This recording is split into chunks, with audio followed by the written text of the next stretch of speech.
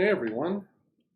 So we're going to get started in like 10 minutes or so. So all of the questions are down in the video description. So there's a link to the questions that we're going to be doing today.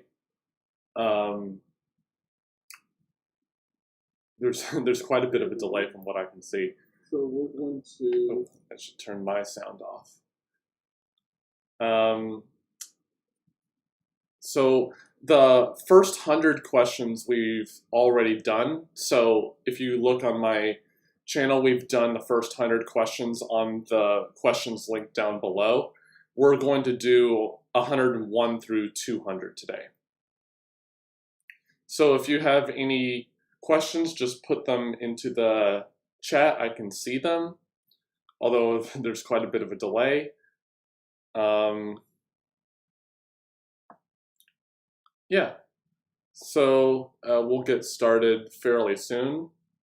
Feel free to ask any questions.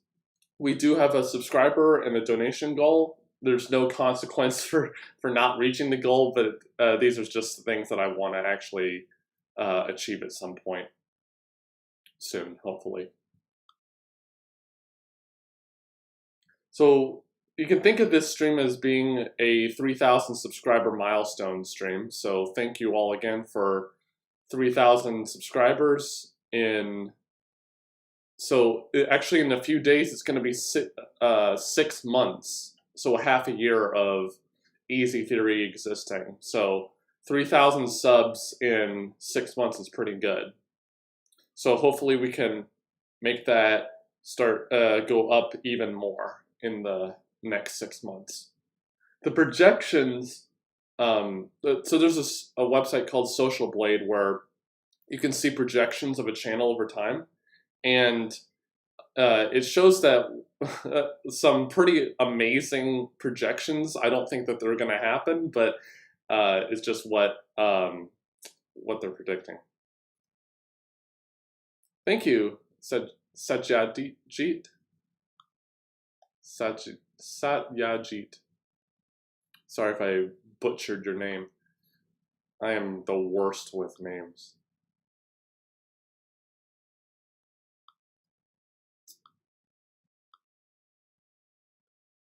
All right, let's get this all set up.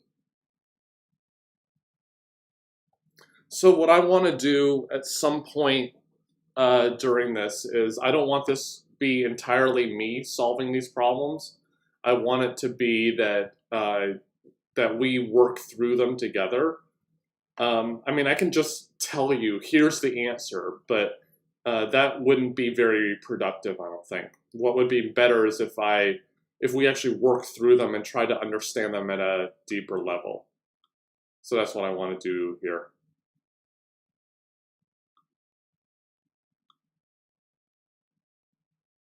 It's actually quite hot. I'm going to turn it down.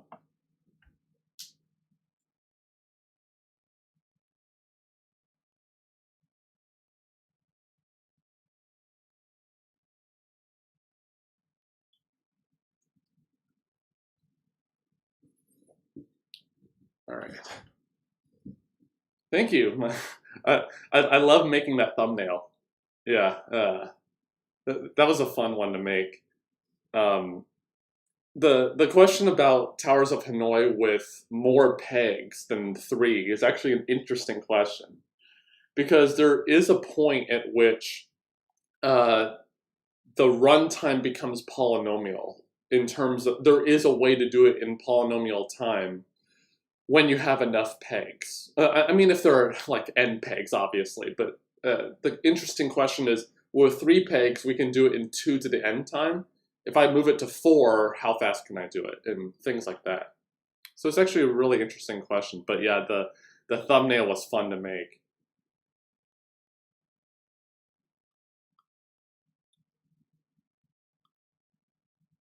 All right. Let me sit up and not slouch in my chair. Okay. Yeah, so for those of you just joining, thank you for joining. There is a a questions link in the video description, so that if you want to solve the questions as we're going along, you can do so. We're going to start on question 101 because we've already solved the first 100 on this webpage. And I have not seen these, of course I've seen this question before because I'm looking at it, but I have not gone through the questions myself yet. So this is a live solve, so to speak.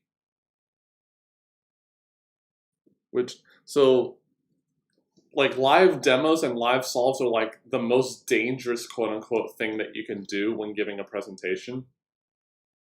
So don't do this at home, kids.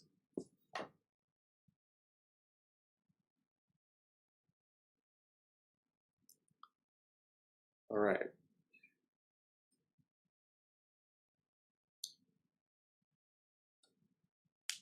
What other questions do you guys have before we start soon?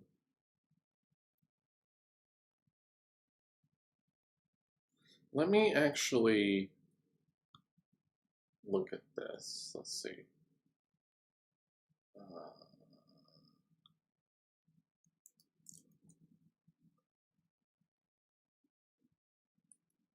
Okay, so my face is kind of in the way of the subscribe logo on the video page is blocking my face. So what I'm going to do is I'm going to move me up here, move these down here,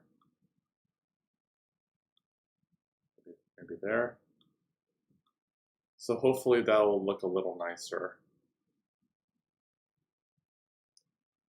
There's quite a big delay in between what I see and what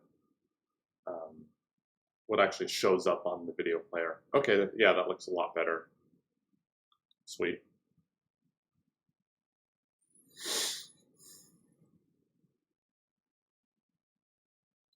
How are we doing on battery? Okay, yeah, I'm good.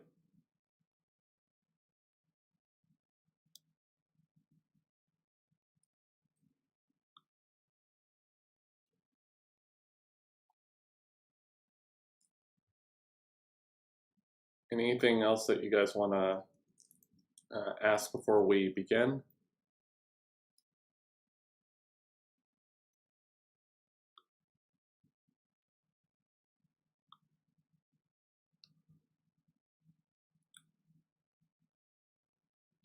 Let's make sure that this works. If I ever need my iPad, I have it right here. I don't need my keyboard. Okay. So that's all set up. Let's make sure that's up. Okay, good. So that's ready whenever we need it. Make it a little smaller. Okay. Turn this over here.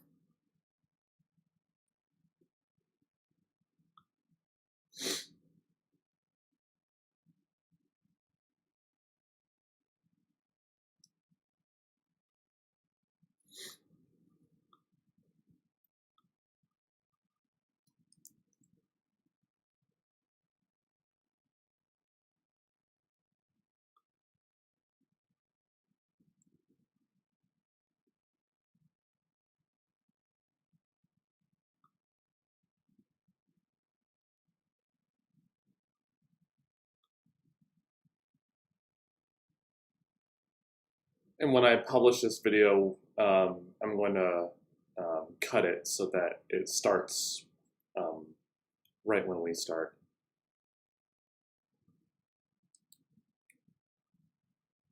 Okay, let's get this up and at 'em.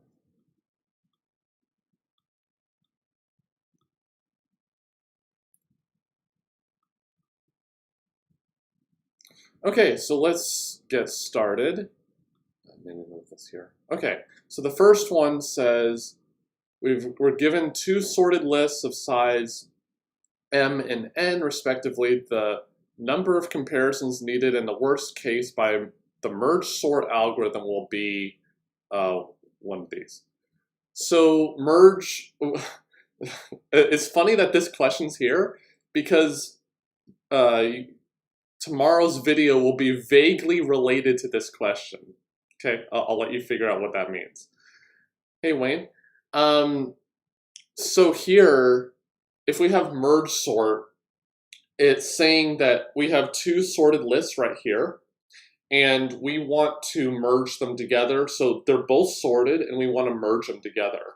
So what it means, the fastest way of doing this is to look at the beginning of the two lists, and the reason you do that is the beginning of both lists is the smallest element of both lists. And whichever one is smaller, you put it into a new list. And then whichever one you put in, you move that pointer along. So if it was this list that was small, had the smaller element, you move its pointer along. And if otherwise, you move the other one along. And you keep doing this throughout the arrays because you know that they're sorted. So the runtime is going to be linear in the number of elements in the list, which is m plus n. So the first one, m times n, no. Maximum, I don't think so. It's not the minimum for sure. The number of comparisons. It's just going to be the sum of the two lists minus 1 so it's going to be this one. And the reason is that for the last comparison, at the very end, there's going to be one list that is exhausted and one of them that isn't. So therefore, you're going to have one element that you can just put in and you don't need to compare it to anything. So it's m plus n minus 1. And if you guys have any questions about why any of these are true, just put them into the chat. I'm watching the chat as I'm doing these. Okay, 102. Of the following sorting algorithms, which has a running time that is least dependent on the initial ordering of the input? Okay, so which is least dependent? Well, merge sort doesn't depend on the initial ordering at all.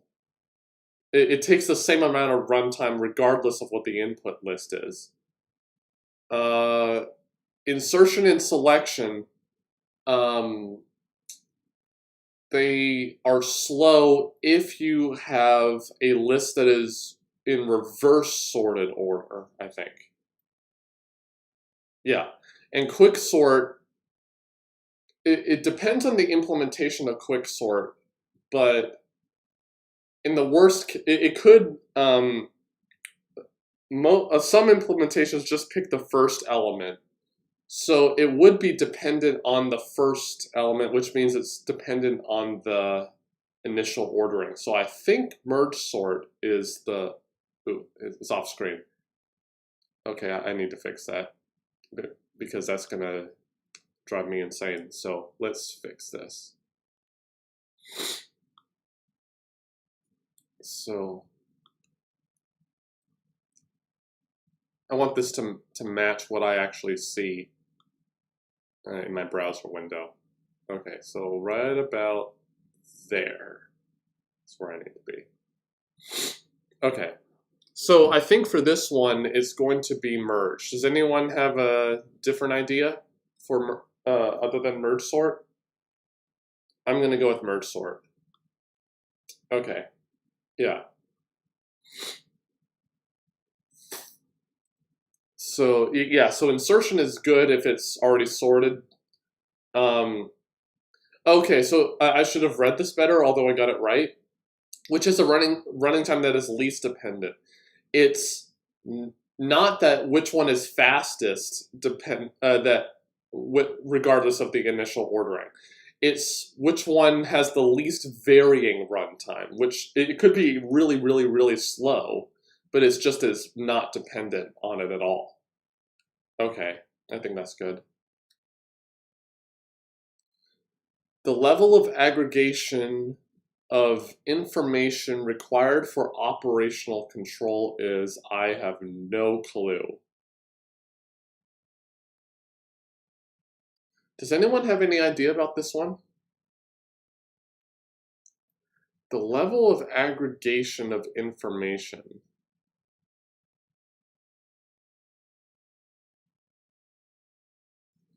I doubt it'd be aggregate. An aggregate amount of aggregation. That doesn't seem right to me. Qualitative. I don't think, yeah, qualitative. Detailed seems right to me, unless it's none of the above, but I don't actually know that. Does anyone know anything about this? Because I've never heard of this term before. Yeah, I have no idea what that means either. I'm just going to guess detailed. Okay. Yeah, I have no idea about that. That's not really an algorithm type question. What is it? Aggregation. What is that? Huh. Okay. Well, that's not really an algorithm question. The selection sort algorithm design technique is an example of greedy divide and conquer, dynamic programming, and okay. So what do you guys think? Is selection sort a greedy one, a divide and conquer one, dynamic, or backtracking?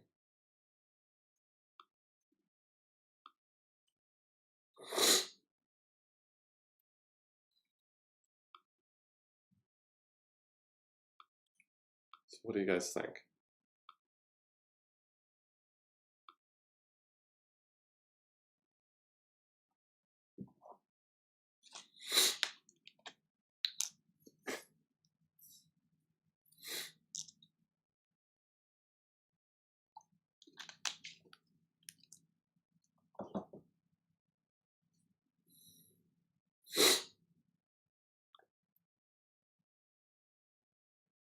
So what do we think selection sort is? Greedy, divide and conquer, dynamic.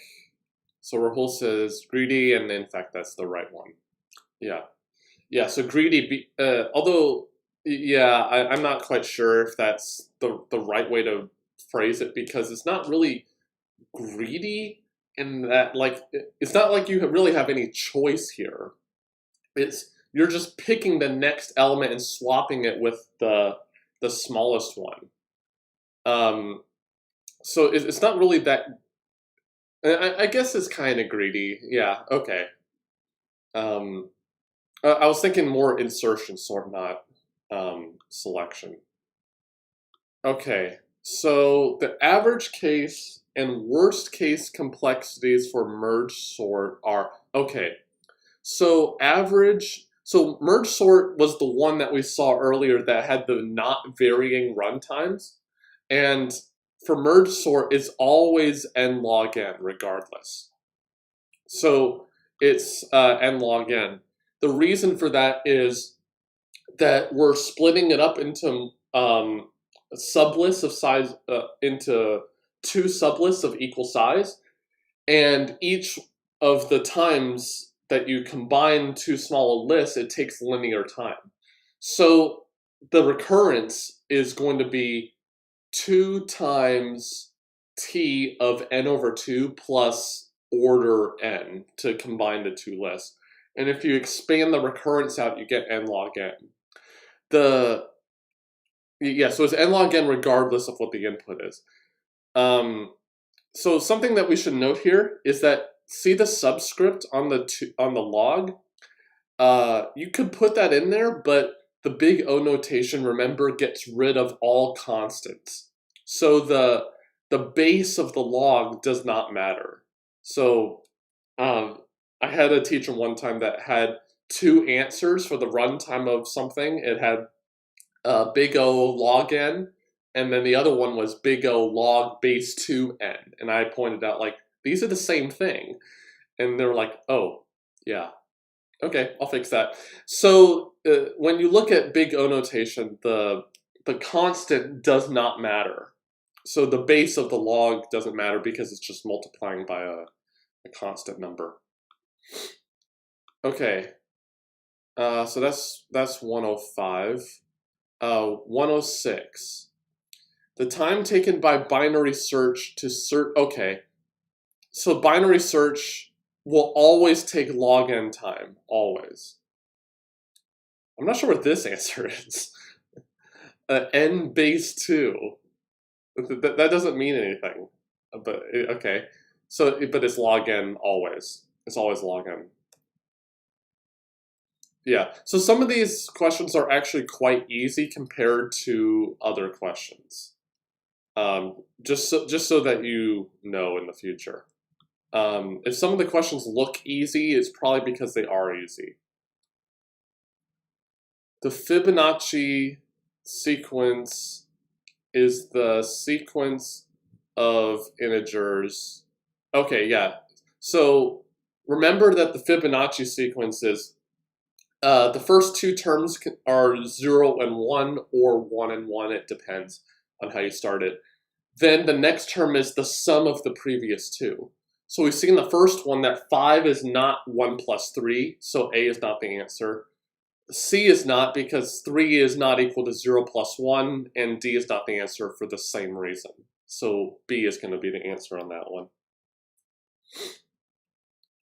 Yeah, so that one was pretty easy. Okay, so we have T. So for those of you who have not seen this before, T of n, we usually write as the runtime of some algorithm on an input of size n.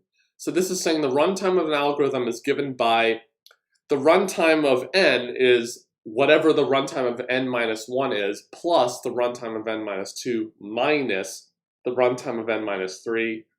If n is bigger than 3, and the runtime is equal to the size of the input otherwise.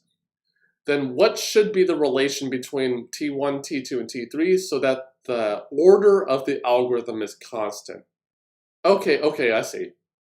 So it's the minus here on the T of n minus 3 that's going to help. Because if it was plus, then the runtime would just keep growing higher and higher and higher. Because if it was plus, but because there's a minus here, then it kind of balances things. So let's start from the bottom. So if T1 plus T2 equals T3, so let's see.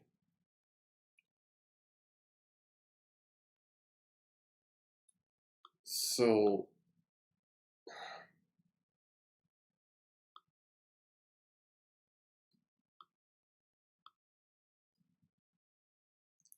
the order of the algorithm is constant. So if T3 is the bigger guy, then T4 is going to be 3 plus 2 minus 1. So that's going to be bigger than 3. Oh yeah, okay, so D is going to keep growing because the third term is the biggest one. What about C?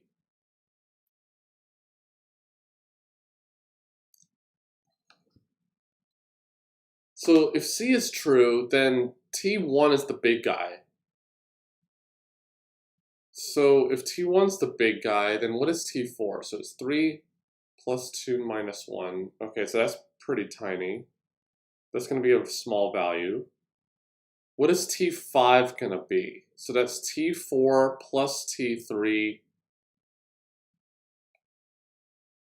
minus T2. I'm not sure. Let's do B. So this one's kind of hard. T1 plus T3 equals 2 times T2.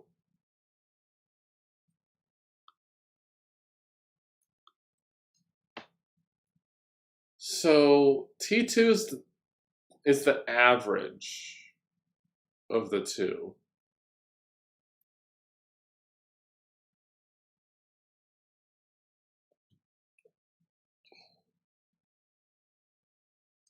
Oh, it's constant and doesn't go down. Okay. Yeah, with C, it's gonna keep going down and be negative. Okay. So an algorithm's runtime can never be negative. So C can't be right. B, so okay, yeah, B is not right either because since T2 is the smaller one, then that means that T of n minus 1 plus T of n minus 2 is going to be less than T of n minus 3. So it's going to be smaller than the original one. So it has to be A here. So I agree, Satyajit. Yeah, so the runtime, so A is the answer here. And that's the only way to get it constant because it's either going to keep going up or keep going down, and it can't be negative. The runtime of an algorithm can never be negative. Okay. So the time complexity of computing the transitive closure of a binary relation on a set of n elements is known to be. Okay, I've not seen this before. Oh,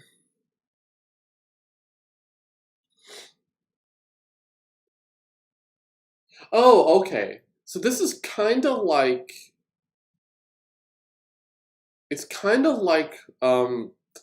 all pair shortest path because it's saying that like transitive closure means x relation y and y relation z means that x relation z. So it's like Floyd-Warshall, which means it's n cubed, isn't it? I think it's n cubed. I'm gonna go with it. Okay, yeah. Oh, it even says Floyd-Warshall here. That's funny. All right, that's good. Okay. Question 110. Which of the following algorithm design techniques is used for finding all pairs of shortest distances in a graph? We just did this. So which one do you think for this one? We just did the idea, but what is the technique? So is it dynamic programming, backtracking, greedy, or divide and conquer? To tell you the truth, you could use all of them for all pairs shortest paths, but it's which one is the one that's actually used most common is what it's saying here. So what do you think?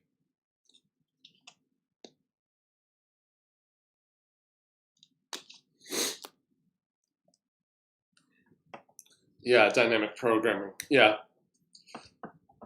so this is a pretty standard result that you see in algorithm classes, and I'll do this whenever I get to this section. But so the idea is that you keep track of the distances between x and y for all pairs x and y, and then if you see if you are saying, okay, the distance from x to y is something, but I find going through another vertex and then from that other vertex to the original intended target, if you find that roundabout way to be faster, then I update the distance between x and y. And I just keep doing this over and over because I'm just storing what the shortest distance is between every pair as I'm going through all pairs. And then and the longest possible path could be of order n, so that's why it was order n cubed, because there are order n squared pairs, and we may have to do order n updates to that distance in principle. All right, so let's do this one. The problem's 3 sat and 2 sat. So the sat problems are asking if we have a Boolean formula where every variable can be true or false, is there a way to set it so that the formula becomes true, all the variables? And 2 sat is, every clause has 2 literals in it, and 3 sat has 3 literals in it. So 3-sat is a famous NP-complete problem. So 3-sat's NP-complete, 2-sat is actually in P.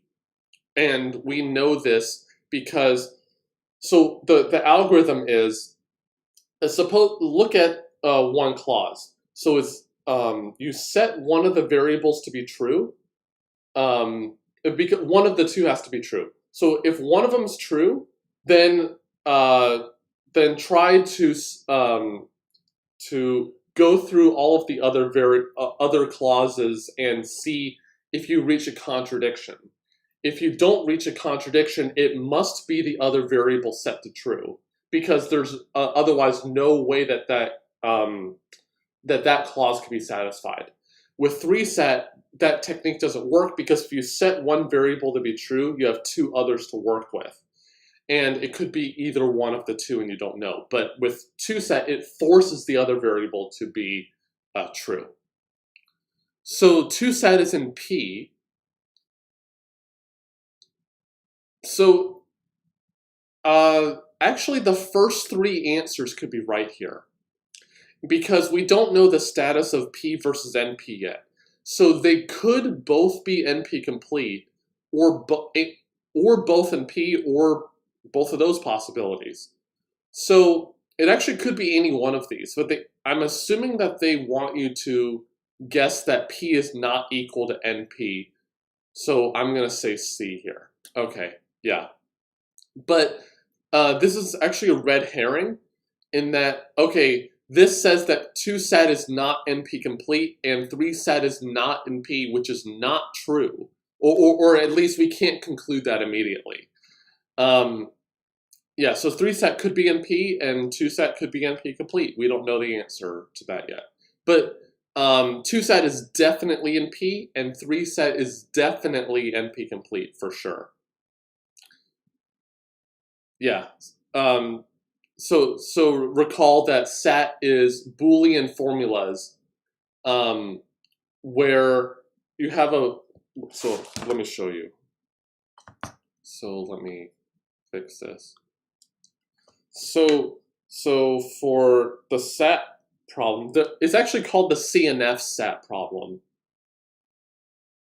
and what it is we have a bunch of formulas that look like this. So let's say x2 complement or y or z complement, and etc. So we have each of these right here is a clause,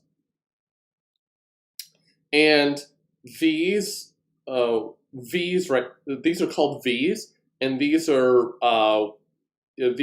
ors. So this is saying we have one variable or another, and the ones in between the clauses are ands. So whatever the truth value of this is, we and it with whatever the truth value of this clause is. And we just repeat throughout the rest of the formula. So the SAT problem asks, is there a way to set the variables true or false such that the whole formula evaluates to true? Okay, so is there a way that we can satisfy the formula? That's what it means. So in this case, I could set y to be true, and then this whole clause would be true, because true or anything is going to be true. This clause is true now, and this one's also true because y is again set to true. It's the same y across the clauses. And so the 3-sat problem here is saying that all clauses contain 3 literals, and by literal I mean the variable or the complement of the variable. Complement of the variable means that you take whatever truth value it had and you flip it. So if it was true before, it's false now. And 2sat is exactly the same thing, but we have 2 literals instead of 3. So that's the only difference between them. Okay. So we did that one.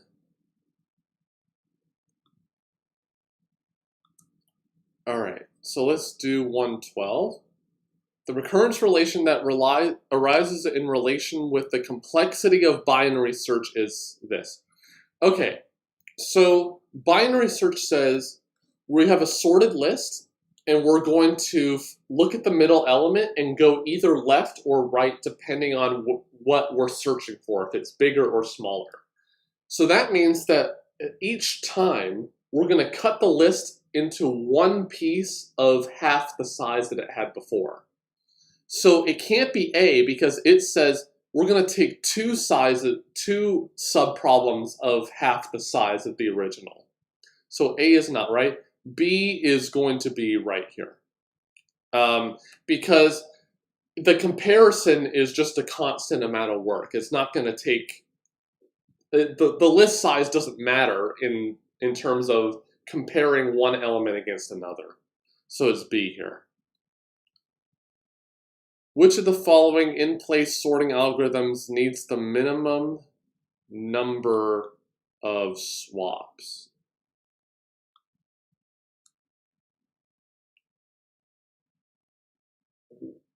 What is minimum number of swaps? Well, insertion sort is a bad amount. Quick sort. Yeah, so it's about swaps and not comparisons. Well, heap sort might need a lot too, because it's comparing. Yeah, I'm gonna go with selection sort. Okay, yeah. I usually don't think about the number of swaps being the deciding factor for choosing an algorithm, but whatever. Okay. The number of swappings needed to sort the numbers, blah, blah, blah, in ascending order using bubble sort is what? Okay. So let's get this out. Where am I? Okay. So let's actually write out the numbers. So 8, 22, 7, 9, 31, 5, 13. So bubble sort, it says we're going to look at adjacent pairs and swap them if we need to move the bigger one to the right or not. So 8 and 22, we don't need to swap because they're in the right place. So we're going to swap these two. So to make this efficient, I'm going to copy the original list, paste it here. So these ones are swapped. And I'm only going to write a new list if I need to swap something. So here we swap these two. The 22 and the 9 need to swap. So I'm going to copy this list again. So 22 and 9 get swapped. 22 and 31 don't need to be swapped. 31 and 5 do need to be swapped.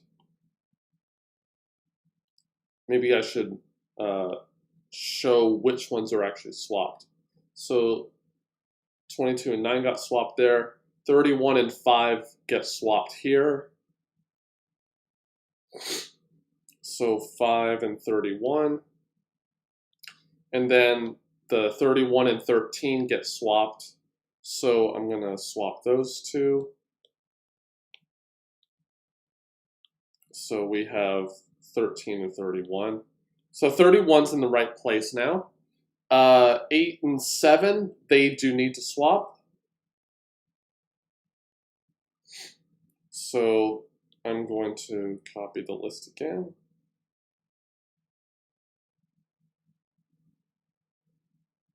Oh, okay, I thought it said minimum number of swappings. Okay, so it is the number of swappings. Let me actually make this a little bigger so it's easier to see. So I'm going to copy this, paste. So the 8 and the 7 got swapped.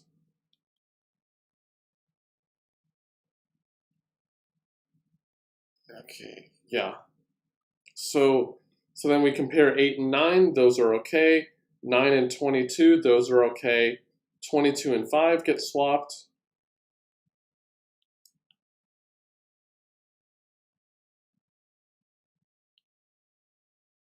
So we're gonna paste those. So 22 and 5 got swapped. So 5, 22.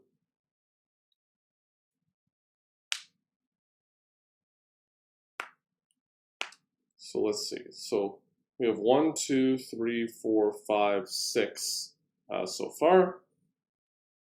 Okay, so then 20, those got swapped. 22 and 13 need to be swapped.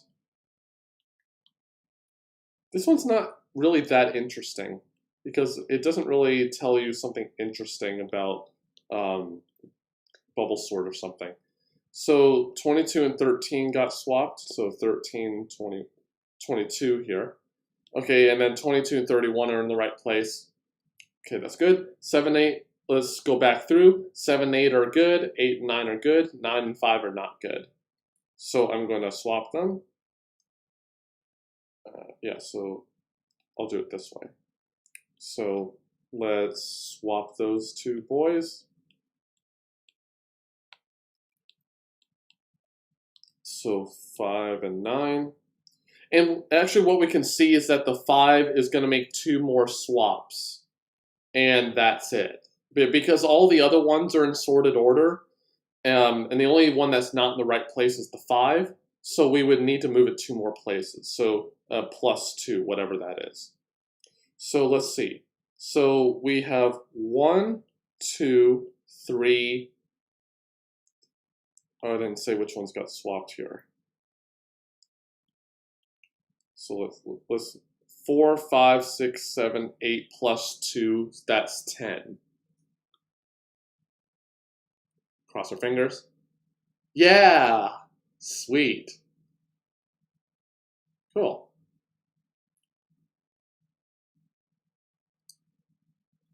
All right, so let's get rid of this. Which of the following algorithms solves the all pairs shortest path problem? Oh, we just did this one. That's Floyd-Warshall. Yeah, some of these questions just come up over and over sometimes. Like this one. We did this one. Computing the transitive closure of a binary relation. We did that. That's Floyd-Warshall, essentially. All right, so, okay. So how many comparisons are needed to sort an array of...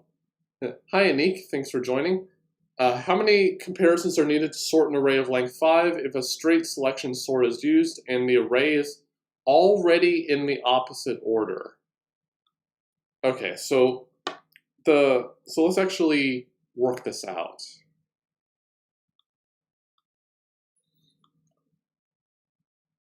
So the value doesn't matter of the element. So let's just assume that they're descending like this, 5, 4, 3, 2, 1. So what is it asking? It says, how many comparisons are needed to sort an array if straight selection sort is used? So, yeah, so what we're doing here is... Oh, okay. So remember how selection sort works. We look at the first element here, and then we swap it with the smallest one among these other 4. So that means that we will make 4 comparisons here. So again, it's asking, okay, we're comparing the 5 against the 4, 3, 2, and the 1 here. And we're picking the smallest one, which is the 1 here, and then making the swap. So there were 4 comparisons made here, then the list will be 1, 4, 3, 2, 5, I think.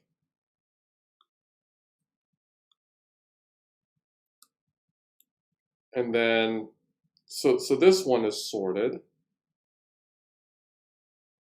Okay, yeah, so then this one right here will need to compare against the other 3 to find the smallest one.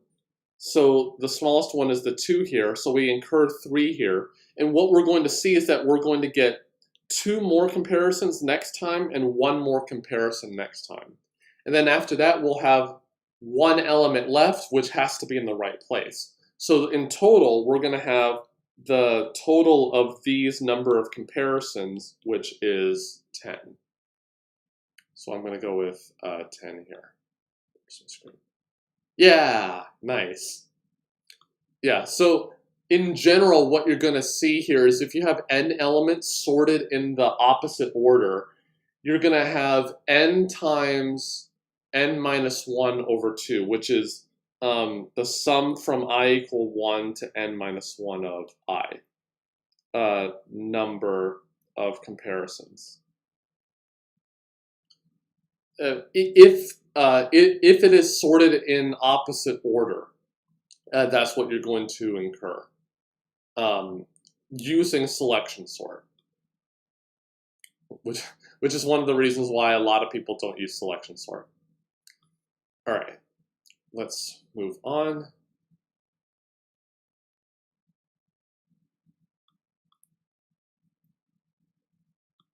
Okay, so this is saying we have a recurrence of t of n is equal to twice the of n minus 1 and is equal to 1 otherwise. So, okay, so it's 1 in the base case, and it's 2 times more as it goes on. Okay, so it should be 2 to the n then. But there isn't a 2 to the n. Oh, okay, I think the B answer is 2 to the n. So I'm going to go with that. Yeah, okay. Yeah. So the runtime is 2 times t of n minus 1. Although this explanation is not good because it has a plus 1 there, and that's not supposed to be there. It's just 2 times t of n minus 1. That's just what the recurrence says. Okay. Okay, so I'm in the way here. I'm going to move this stuff down. Match the following and choose the correct solution in the order of A, B, C, D. Yeah, Anika, I don't think the master theorem would apply on the last question because we don't have the f. I guess it could because the f of n term is 0, but yeah. Okay, so Strassen matrix multiplication, insertion sort, Gaussian elimination, Floyd's shortest path problem. I assume they mean Floyd-Warshall. So D should match with Q. So the last one should be Q in this one. So it should be A or B. A gets matched with R in these two. So insertion sort should match with decrease and conquer. I guess they mean divide and conquer.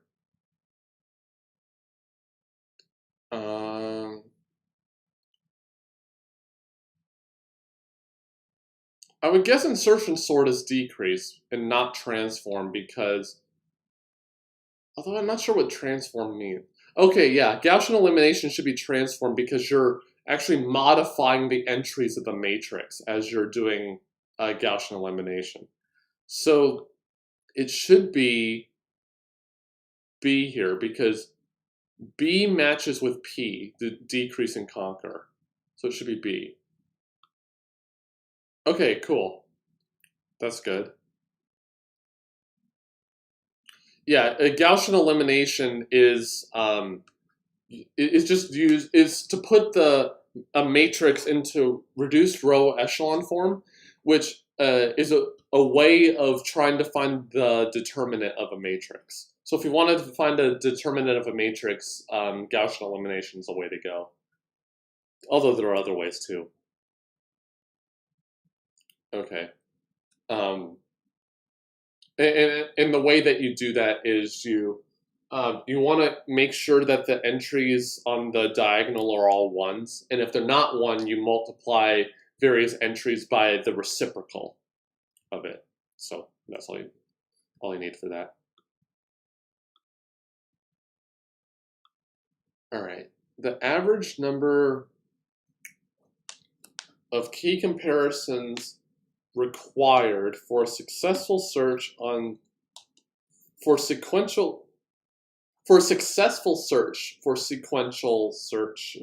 on n items, I think that means, is what should be half of n.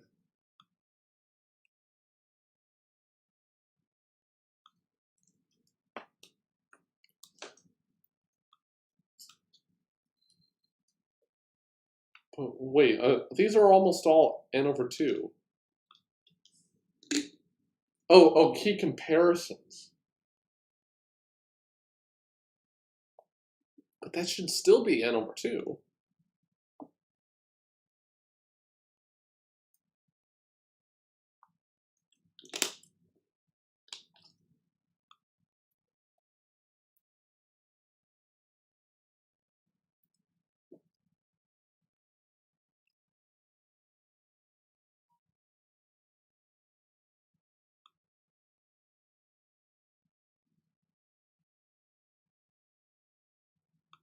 Okay.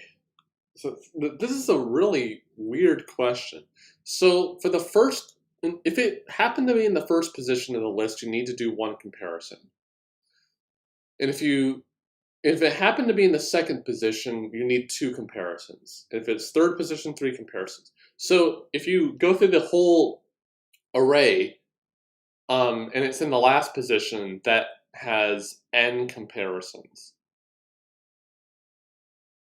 So that means, on average, it should be the sum of those divided by the number of positions. So it should be 1 plus 2 plus 3 plus ... plus n all over n.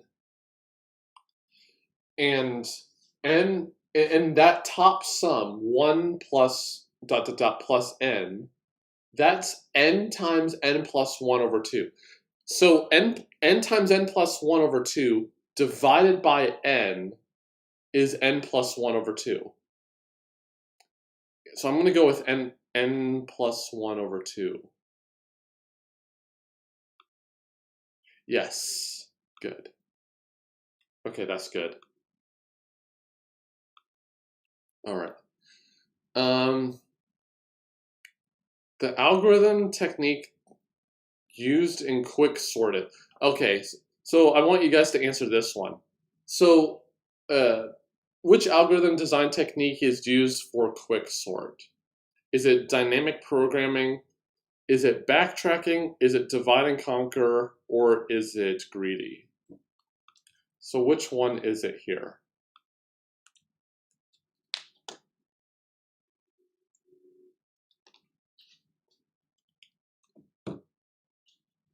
I don't know why there's such a delay in the chat. Even for me, it's a long delay. It's really weird.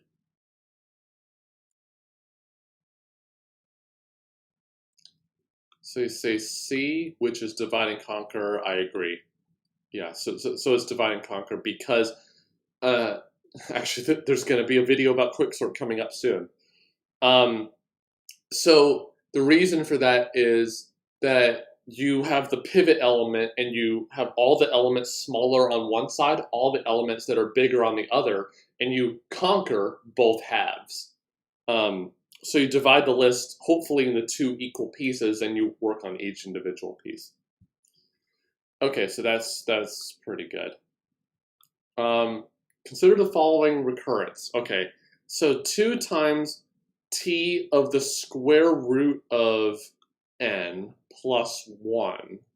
And t of 1 is just a constant number. Which of the following is true? T of n is log n, T of n is log n, square root n, or normal n.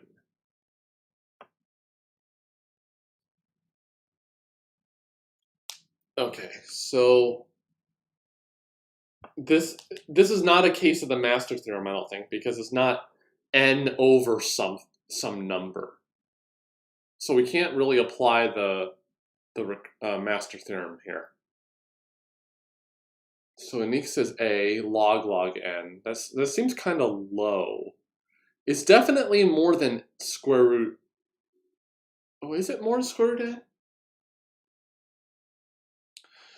Well, the plus 1 is going to really help us here.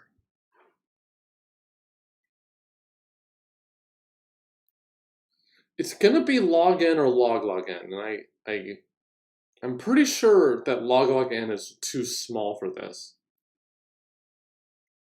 One way that we can actually verify this is actually just to plug in the answers and not even solve it ourselves.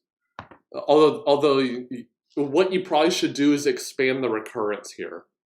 So let's actually try to solve it ourselves. And for those of you who are still watching, thank you for doing so. If you want to subscribe, there's a subscribe button down below, along with many other links, including a donation link if you want to support this channel more. Okay, so let's try c times log n. Let's just try it. So 2t square root of n plus 1. So this is equal to 2c log square root of n plus 1.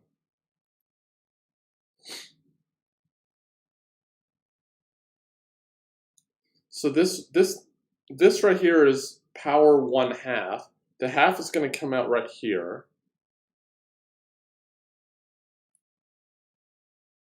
I'm actually eating and solving one-handed type. Nice, that's good. Would log n work?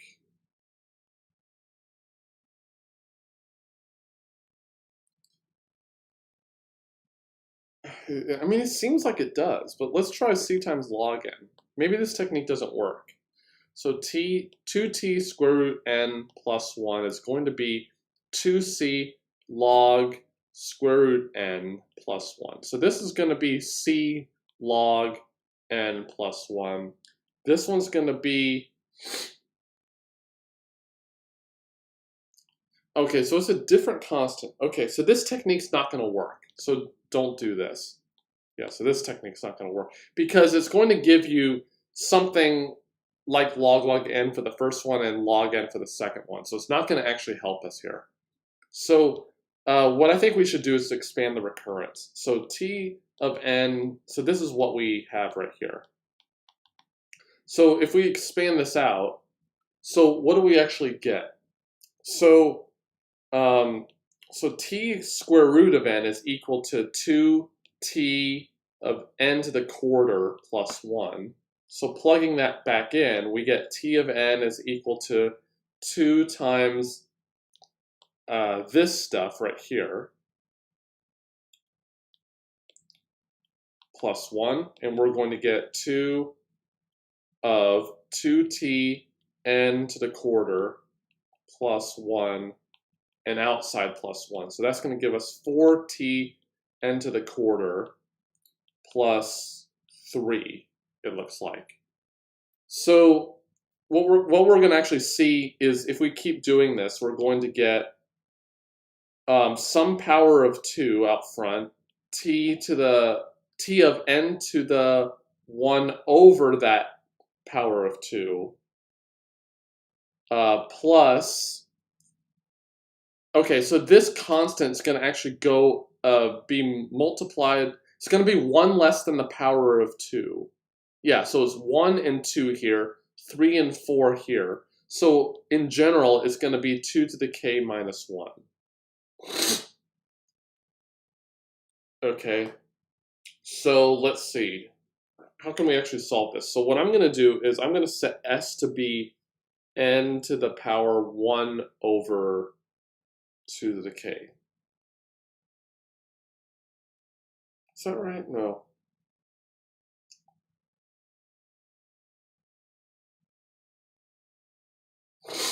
Okay. Here's a way to actually think about it. So the base case here is t of 1. So let's figure out when k is equal to 1. Sorry, when we get n of 1 over 2 to the k, when this expression on the inside gets to 1. So, oh, these constants are small. Let me make it a little bigger. So let's solve for when this is 1. So this is saying that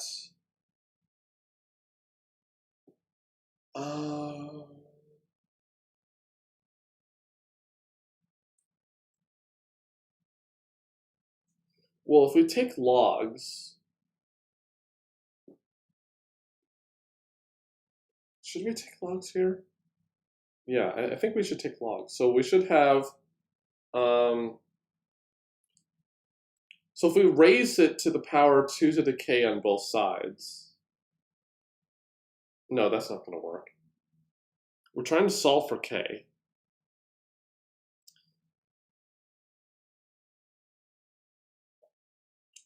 Yeah, that's not going to work.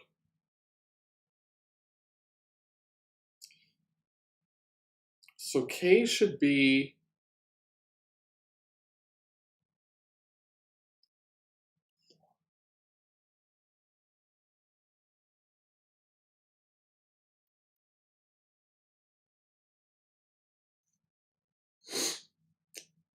yeah, what should this be? It should be,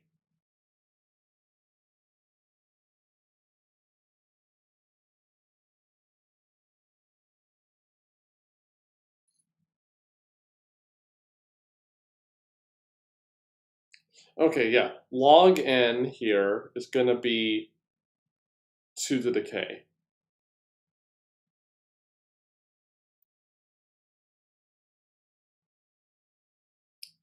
Yeah, because n to the power 1 over log n is 1. Okay, yeah, that makes sense. So, so what are we going to do here? So then if we solve for k, which means we're going to take another log to get the k out of the exponent. So we're going to have log n here for k. Okay, so then that means that, so what does that mean? So that we have 2 to the k t of 1 plus 2 to the k, which is log n. So that's going to give us a log n here, minus 1. 2 to the k itself is log n. Oh, no, sorry. It's going to be log n times t of 1 plus log n minus 1. The t of 1 and 1 are both constants. So the log n's are going to combine, which is going to give us O of log n. Oh my god. That was a hard problem. Oh wow, good. Good thing we got that right. Okay, are there any questions from any of the people still watching? Oops, didn't want to do that. Okay. Okay, the frequency of a number in an array is the number of times it appears. Describe an algorithm that finds the most frequent number in an array of numbers. If there are multiple numbers with highest frequency, then list them all.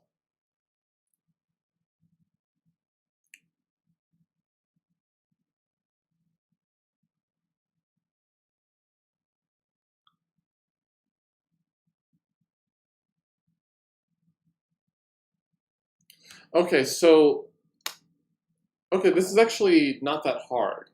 So one thing that we can do, there may be a faster way of doing this, but one way that we can do this is to sort the array first, and then,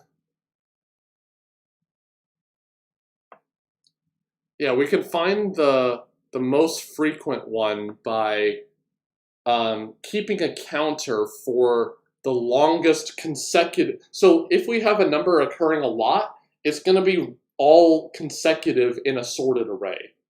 So we can just keep track of the number of times in a contiguous run of the same element, and then just take the maximum of whatever that number is. So that means that we need to sort the array and then do one pass of the array, or maybe two passes.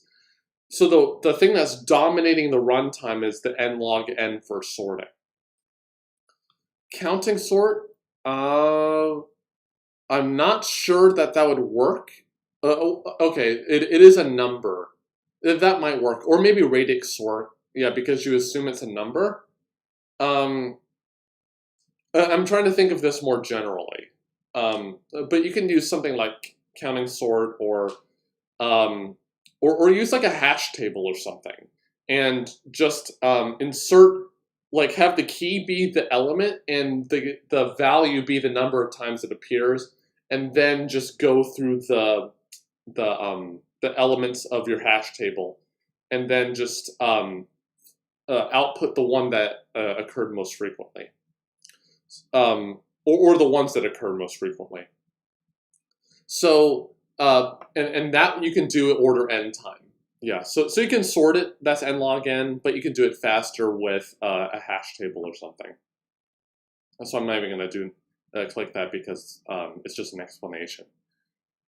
At the end of its fifth successful season, the Suruseri, never heard of that, Premier League is planning to give an award to the most improved batsman over the 5 years. For this, an improvement index was computed. This is defined as the longest sequence of increasing scores by the batsman among all his scores over the 5 seasons. Is that contiguous? Let's see. So for example, if the scores were this, okay, so they don't have to be contiguous. Okay, so this is something called the longest subsequence problem. Okay, and I'm very sure that you would have to use use dynamic programming. It's right there in the sentence. To compute the improvement index for a batsman, analyze the complexity. So yeah, you would use dynamic programming to compute so what's the index here? So it's the length of the longest subsequence. So yeah, so the technique here, I think, is to make okay, I'll just write it out. Let's do it this way.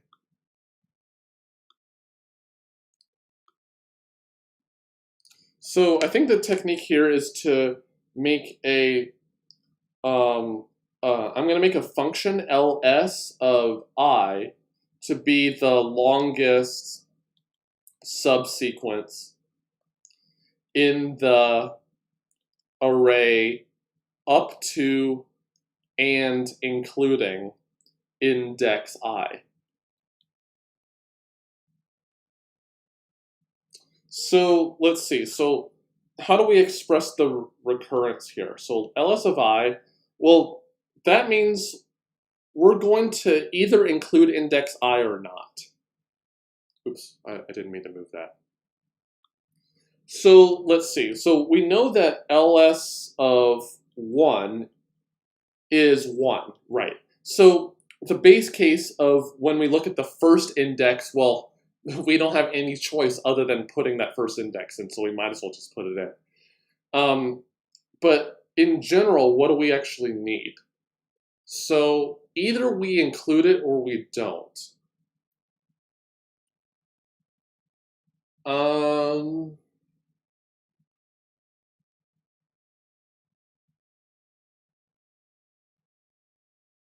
So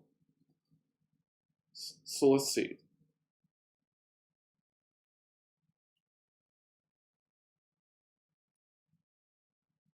Well, actually, it's going to be... Is it always going to be included? Do we know anything about the list? No, we don't know anything about the list.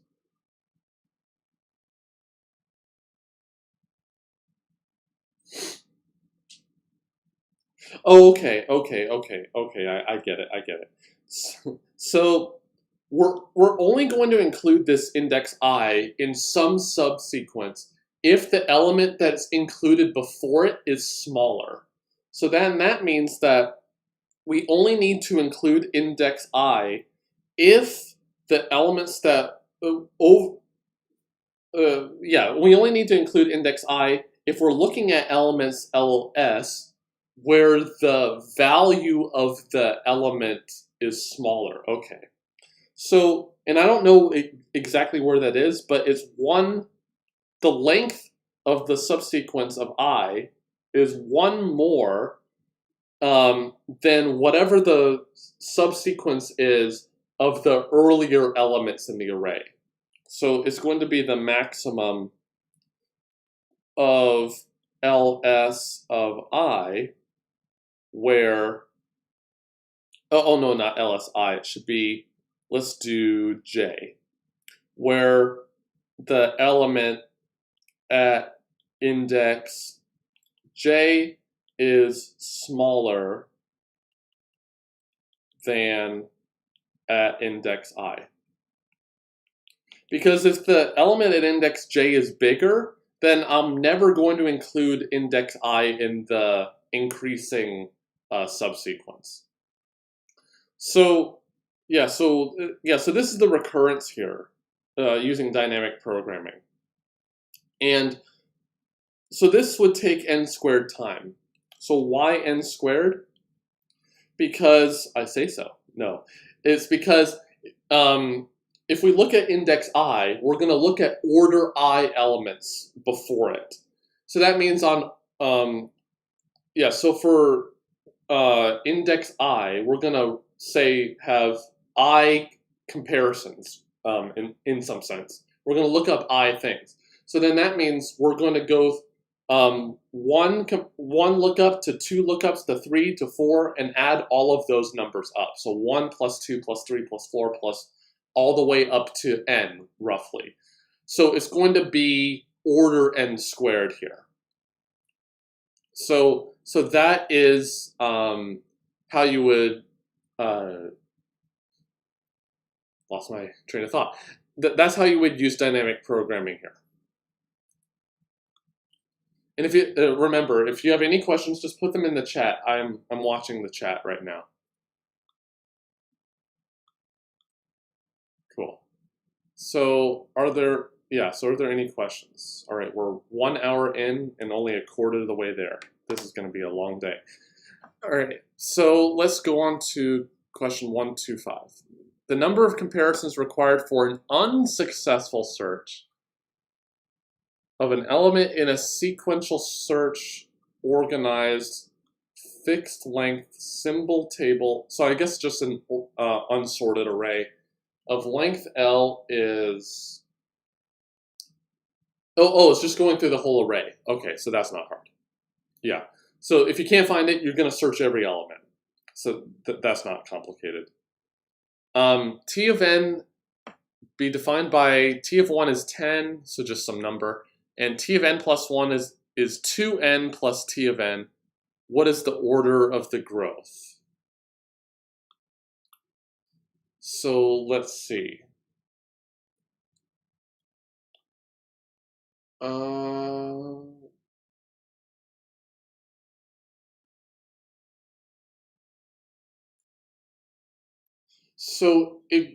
So it's going to be n squared. And the reason is that if we look at each of the t's of whatever that we're putting in, then the amount at which it grows by from the previous one is about the same value times 2. But it's almost, it's on the order of its own value. So t of n plus 1 is on the order of n more than whatever t of n was.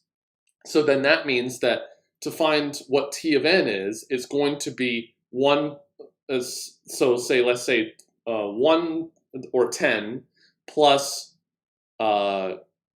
2 plus 4 plus 6. So it's going to be 10 plus 1 plus 2 plus 3 plus 4 plus ... plus n. So it's going to be and all of that times 2. So the order is actually going to kill the constant here. So it really is on the order of. So we're really asking what is the order of 1 plus 2 plus 3 plus ... plus n. And we've done that already. That's n squared. Oh, okay, so this explanation is not that good. T of n is always less than n squared. Well, that's not a proof. It's just, yeah, that's not a proof. Okay, which of the following algorithm design technique is used in merge sort? So this one is certainly divide and conquer, because you remember merge sort splits the array into 2 pieces and then you sort each of the 2 pieces individually. So it's divide and conquer here. So that's relatively easy. Which of the following sorting algorithms has the minimum running time complexity in the best and average case? So the best thing would be to, well, it's the same 2 algorithms, and okay, so among insertion and quicksort, which one is best and which one is best, has the lowest average? So quicksort has a best case of n log n, because if you split the array evenly every time, you'll get n log n. So quicksort should be the last one. Oh, sorry, insertion should be the first one in the first the array. So for best, insertion wins. But what about average? So average, quicksort is n log n, because on average, you're going to pick an element that will split a positive fraction of the elements on both sides on average.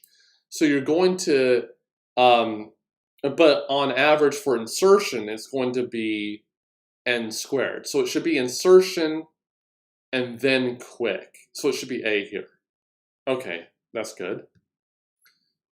Suppose there are 11 items in sorted order in an array. How many searches are required on the average if binary search is employed and all searches are successful in finding the item? So how many searches are required? How many searches are required on the average? If binary search is employed, do they mean comparisons?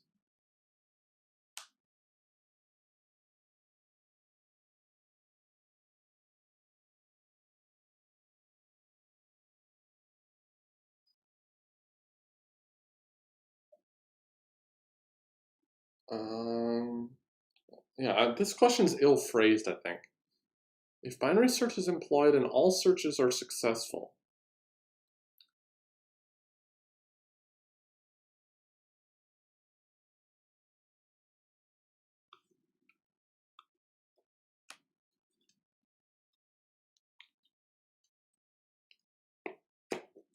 Oh, okay, I see. So here, there's going to be one element that can be found in one time, the first one, the first element that we query. There are going to be 2 elements that will take 2 steps. There are going to be 4 elements that'll take 3 steps, and the rest take 4 steps. So if it's 1 element for 1 step, 2 elements for 2 steps, so that's 4 comparisons. 4 elements for 3 steps, so that's 12. So 1 plus 4 plus 12. And then there are 4 left over that'll take 4 steps, and that'll take 16 more. So it's 1 plus 4 plus 12 plus 16, and then take the average across all the 11. Oh, so that's 3 even, because 1 plus 4 plus 12 plus 16 is 33. Then divided by 11 is 3. Okay, so it should be A here. Okay, that's good. So that's kind of interesting, because if all the queries are successful, on average, what is the number of searches that are taken? It's not exactly log n because the number of elements is not an even power of 2. Okay, yeah, so it should be 3 here. So consider the following sorting algorithms: quicksort, heap, and merge. Which of the following perform in least time in the worst case? So merge sort goes in n log n time. Quicksort is n squared in the worst case, because consider an array where you always pick the worst pivot every time, then you're going to get n squared. So what is heap sort? So heap sort, you always are going to get n log n time for heap sort. So 2 and 3 are going to be n log n, and you can't get better than n log n in worst case for comparison sorting. So 2 and 3. What is the time complexity of this function? So it's, okay, so this is the time complexity. So I'm assuming that the addition here is constant time. Okay, so this should be order n, because each of the calls makes n go down by 1, and so that means there are going to be order n calls going down, and the addition at each level is going to take O of 1 time, so it's going to be order n. So that's pretty easy. Okay, so we got a recurrence right here. So this one looks like a master theorem type question. So let's actually break it out.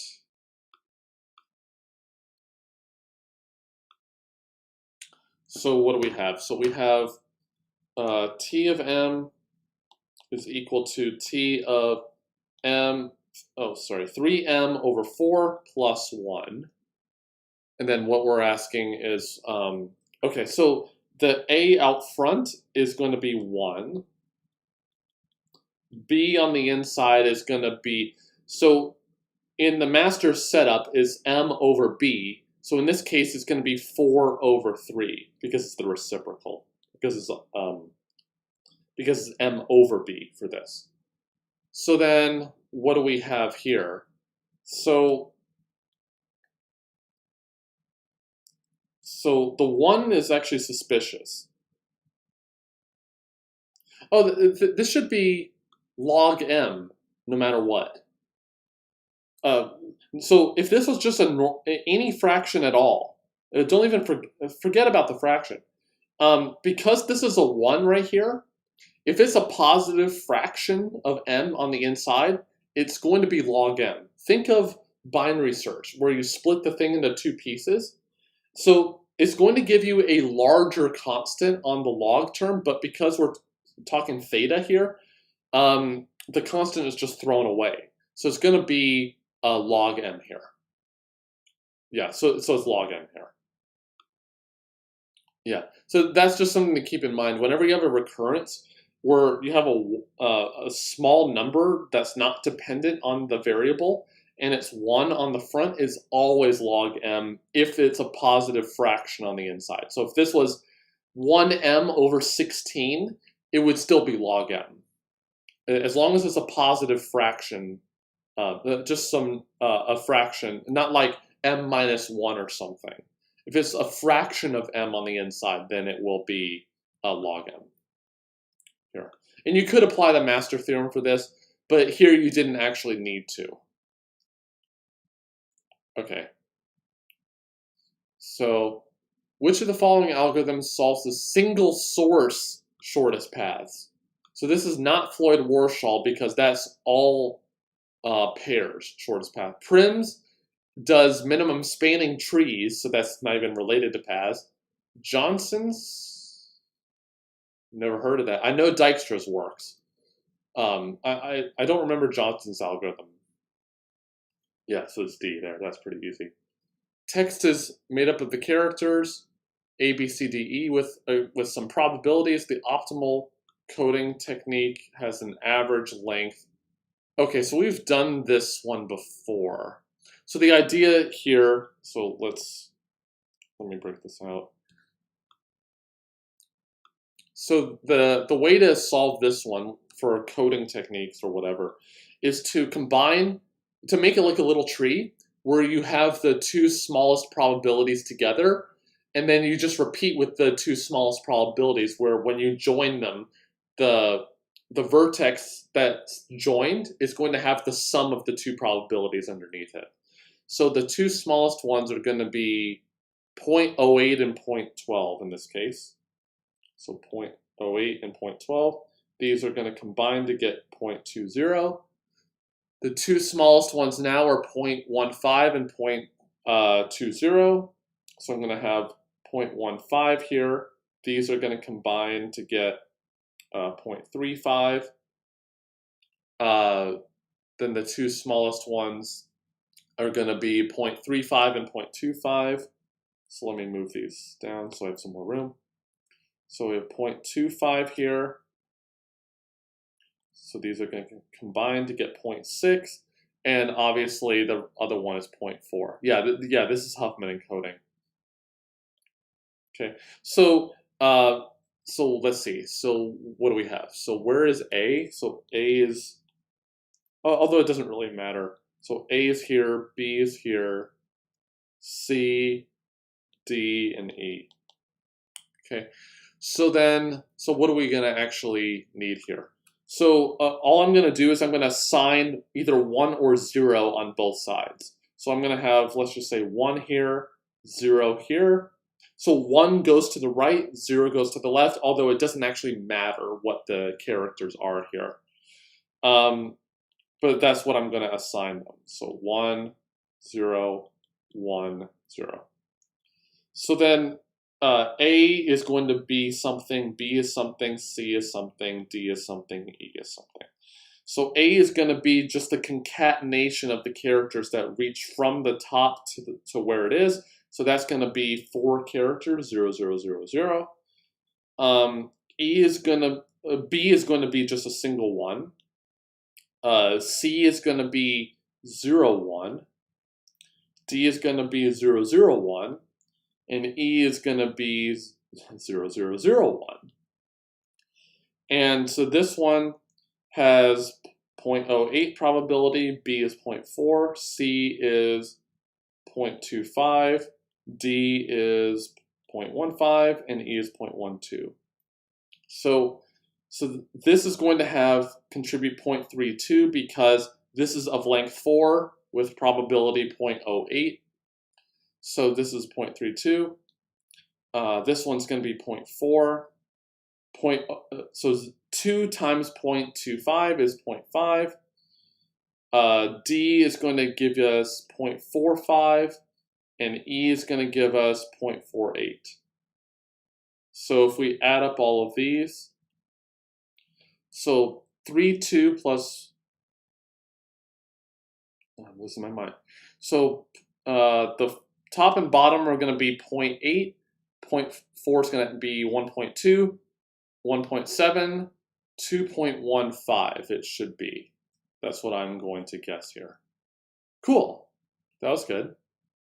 Yeah, so the way to solve these is to make these trees where you combine the two smallest probabilities together, and you repeatedly do that for the rest of the other letters, and then you figure out how long each of the letters encoded has to be, times their corresponding probability. That gives you the expected length of each of the contributed letters. You just add up all the expectations, and then that'll give you the expected number of bits per letter. In this case, it was 2.15. Hi, sir. What is your motive in solving gate problems? To help you guys out. So it doesn't help me. It's going to help you guys out. All right, let's get rid of this. And it'll increase the viewership on my channel. All right, so I'm just looking at the viewership on this already.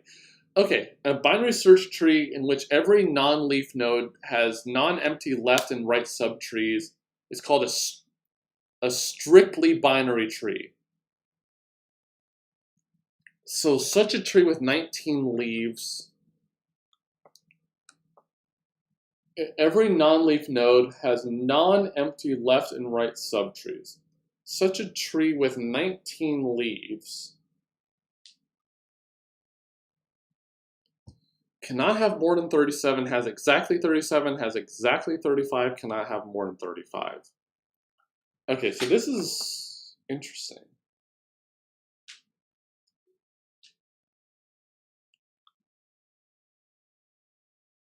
You guys don't have to call him sir all the time. At the place I work, everyone calls me sir there too, so don't worry about that. Okay, I'm just adjusting my camera. If you want to contribute, there's a link down in the video description. If you can subscribe to the channel, that would be great too. And share it with everyone that you know. Okay. Every non-leaf node has okay, you say try it on paper. Let's try it on paper. So 19 leaves. Okay, so we got 19 leaves. 4, 5, 6, 7, 8, 9, 10, 11, 12, 13, 14, 15, 16, 17, 18, 19.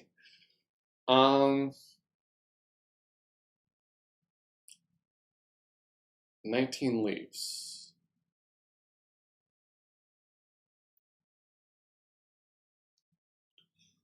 So that means that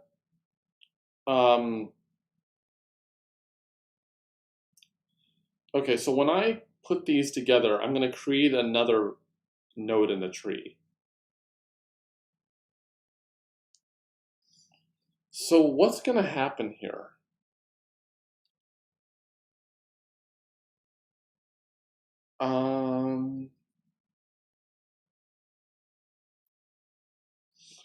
So when I combine two of them, I get one more, right? So if I combine these, yeah, regardless of what happens. If I say like, I want to combine this node down here with this one, I'm still going to make one more node in the tree. So that means that however I do this right here, except for this last one over here, I'm going to add 1, 2, 3. I'm going to add 8 more nodes. So 8 more nodes for these. And then for this one over here, I'm going to add one more. Because wherever this guy connects up, I'm still going to add another node to the tree because it's a binary tree. So this is going to add +1. So we currently have 28 nodes. Okay, so then that means that we have 1, 2, 3, 4, 5, 6, 7, 8, 9 here. Then that means we're going to have something similar. So we have 9 there. We're going to create 5 from this because every pair, in some sense, is going to match up. And we're going to have, yeah, every pair matches up because none of these can be leaves right here. So then that means I'm going to get 5 more. So I have 5 here. So that's going to give us +3. And that's going to give us +2 more, I think. Yeah, that's going to give us 2 more. So, and one of these is actually going to be the root here. Okay, that's pretty cool. So let's see, what do we have in total? So we have 19 here. Oh my God, I didn't even show all that. All my beautiful work. All my beautiful work. So yeah, okay, so this is what I was showing. So we have our 19 leaf nodes way down here. However I combine these, no matter how I combine them, each pair is going to contribute one more additional node. So because there's an odd number of them, what was it, 8 more nodes or 9?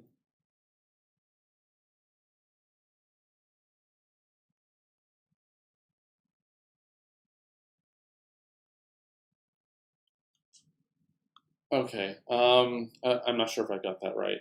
So 19, it should be 9 more nodes, shouldn't it? So that should be 10 nodes here. And I'm still going to get plus 5 here, plus 3, plus 2. So that's 19 plus 9, 10. So that's 29, 34, 37, 39. I don't, that seems kind of iffy to me, I think. So if we have 5 nodes right here, they all combine in some way like this.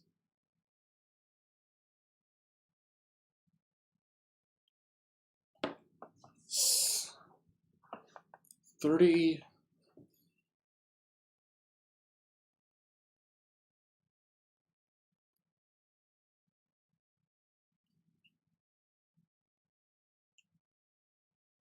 Um,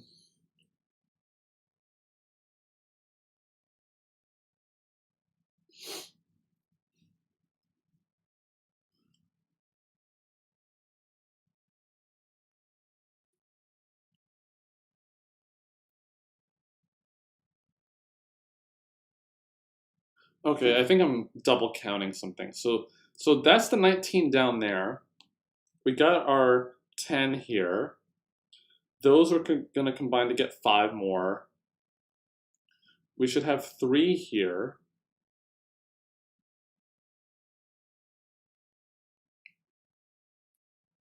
Oh, and those should be the final 3. Because if we have 5 right here, we...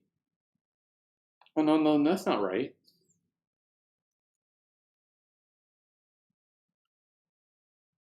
Leaves to the height of the tree.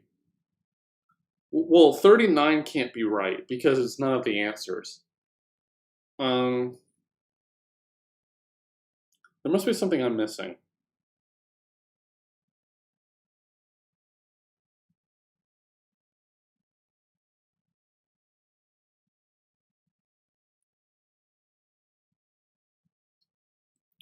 So if I hook this guy up to this one,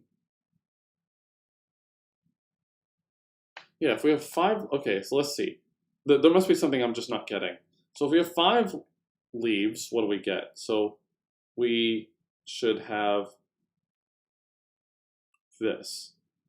So in total, what is that gives us? That gives us 9, from what I can tell. Yeah, so at the 5 level, we get 4 more. Okay, I must have miscounted that. So we should get 4 from combining these guys in some way. 2, 3, 4. Yeah, should be 4 more. So what do we have? So we have 29, 34, 38. That's still 1 more than 37, or 3 more than 35.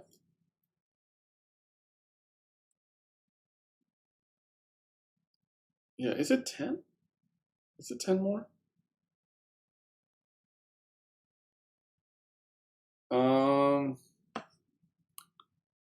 Oops, I didn't mean to do that. I meant to move this one. So I'm going to turn this off. Let's see. So we have 19 at the bottom. That'll give us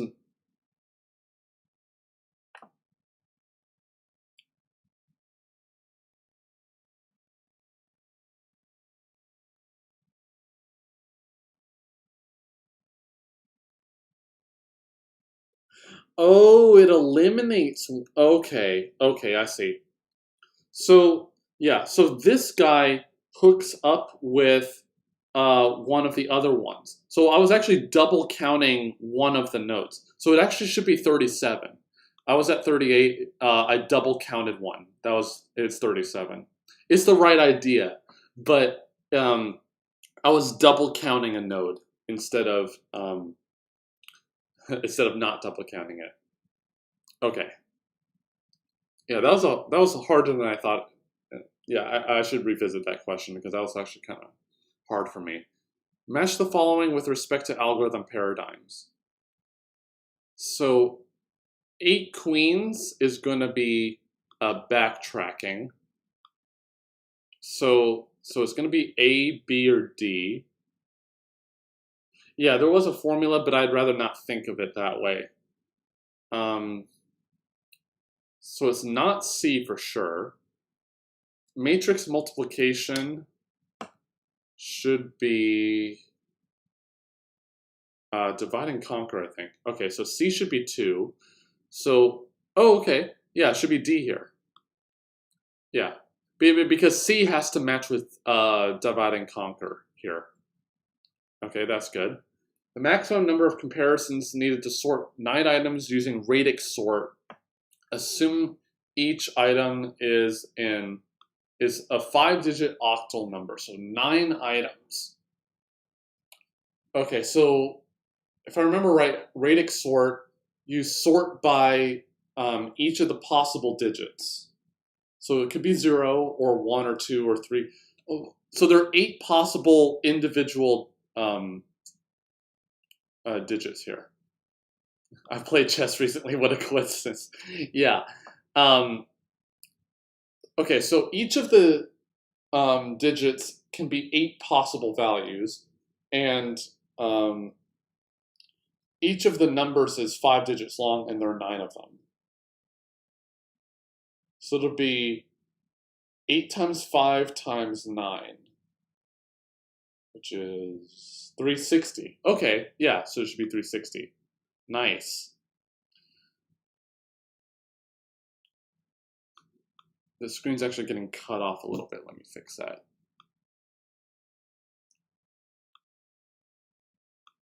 There. All right. If you want to support this channel, there are links in the video description. If you want to donate, it'll show on the stream if you want to donate. A 5-array tree has every internal node exactly 5 children. The number of nodes in such a tree with 8 internal nodes will be, let's see. Oh, so this is the same idea as the one we did earlier, of course. They really like asking this question, apparently. So let's break this out. So it has 8 internal nodes. So there's one up here with 5 children.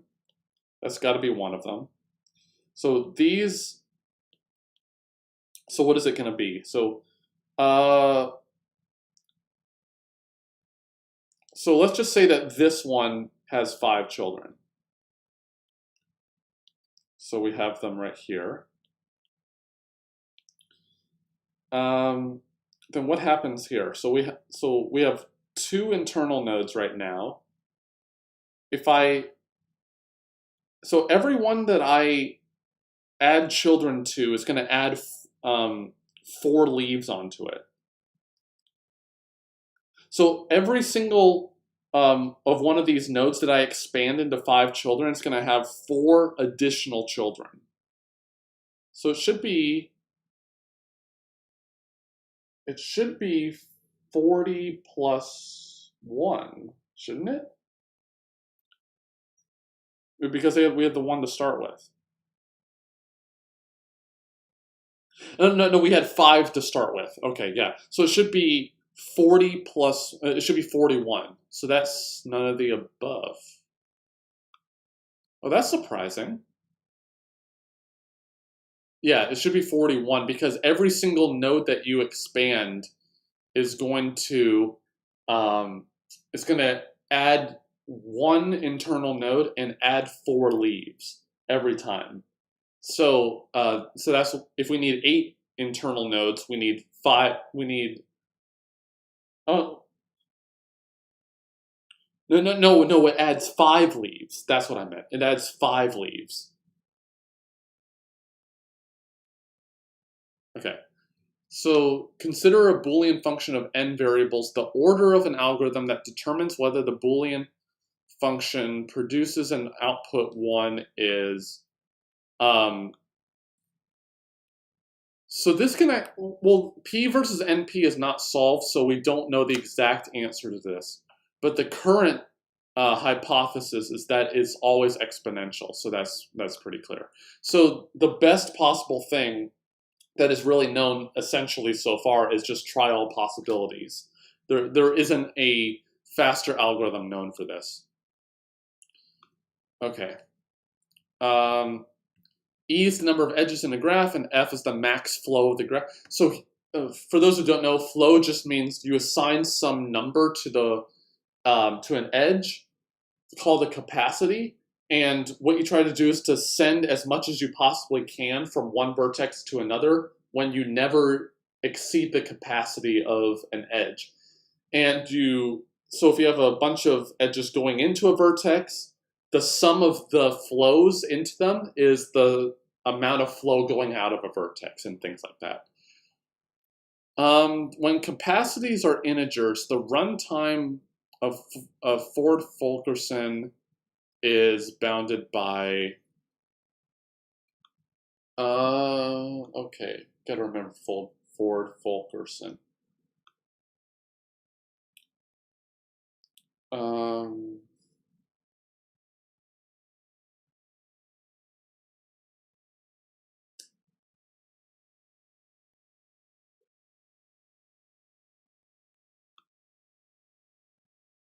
Oh yeah, one thing to keep in mind is that Ford-Fulkerson doesn't actually guarantee to terminate unless you make a modification to it. So it actually should be infinite because it actually could theoretically run forever. And there are examples where um, the if you run the algorithm, you return at some point later to the exact same graph that you had before, and so you just keep doing the same thing over and over. So it should be none of these. Yeah, so I'll make a video eventually about this, but Ford-Fulkerson is just uh, an algorithm to find the max flow in a network. So what you try to do is you find some path from the beginning to the end um, that has some capacity left, and then you saturate that capacity. So whatever the edge with minimum residual capacity, um, that's the amount of flow that you can continue to send. So then you find something called the residual graph and things. But the thing is that you could theoretically return to the same capacity that you had before. Sorry, the same flows and capacities that you had before. So it actually doesn't guarantee to terminate. So it says that it's an algorithm. It really isn't, unless you make that modification. But I will make a video about this eventually. Oh, we've already answered this one. So this one's 2 to the n. Because 2 times t of n minus 1, so it's twice as big as the previous value. So it's always going to be twice as big as what it was before, so it should be 2 to the n. And that's what we get. That's good. The smallest element that can be found in time, whatever, in a binary max heap. Okay. So a max heap. Okay, so for a max heap, we keep the maximum on top, but there's not much of a guarantee where the smallest one is in relation. So we may need to traverse everything, which is order n. Okay, yeah. Yeah, that's what it actually could be there. Because we may have to traverse everything. Yeah, it might be at the leaves, but we don't know necessarily where it is. Okay, what is the worst case time complexity of all operations in a general binary search tree? So searching takes a binary search tree. So searching takes log n time. That's pretty clear. Update.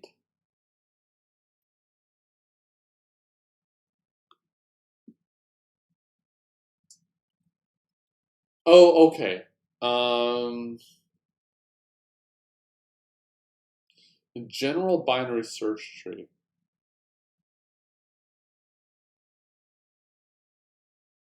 What does general binary search tree mean? Do they mean general binary tree? Because in a search, oh, okay. Because if the elements are inserted, if it's a balanced binary search tree, okay, then it would be log n.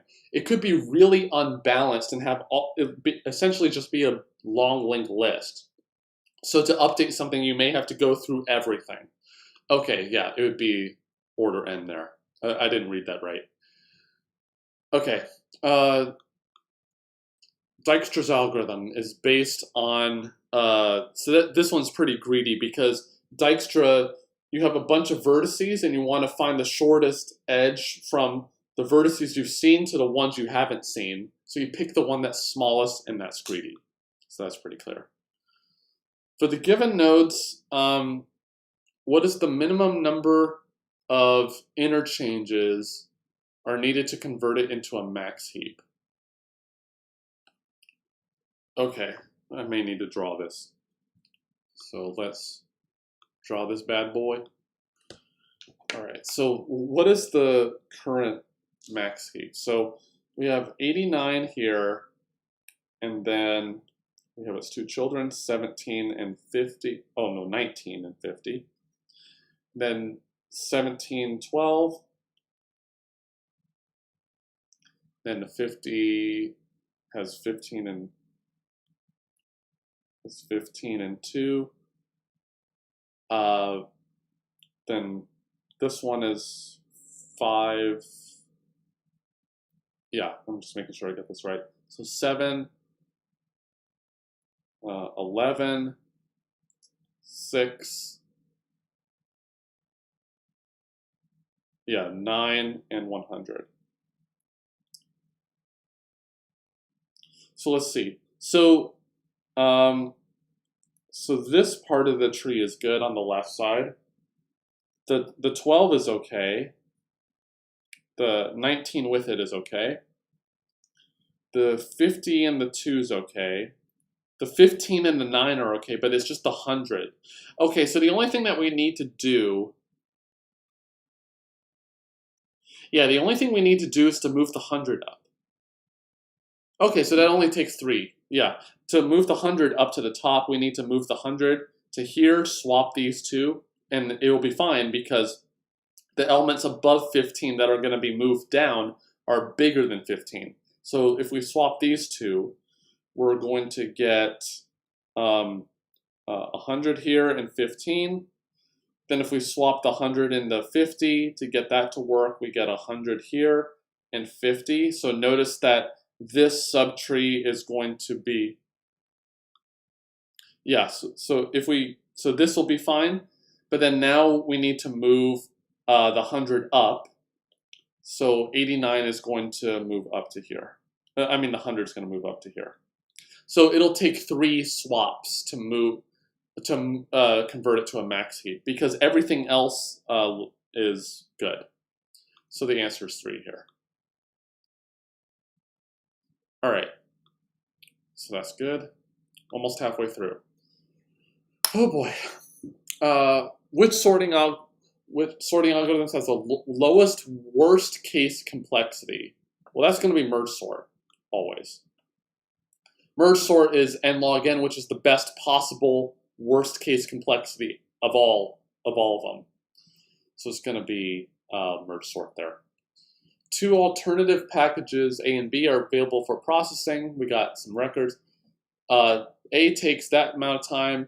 B takes n log n units to process n records.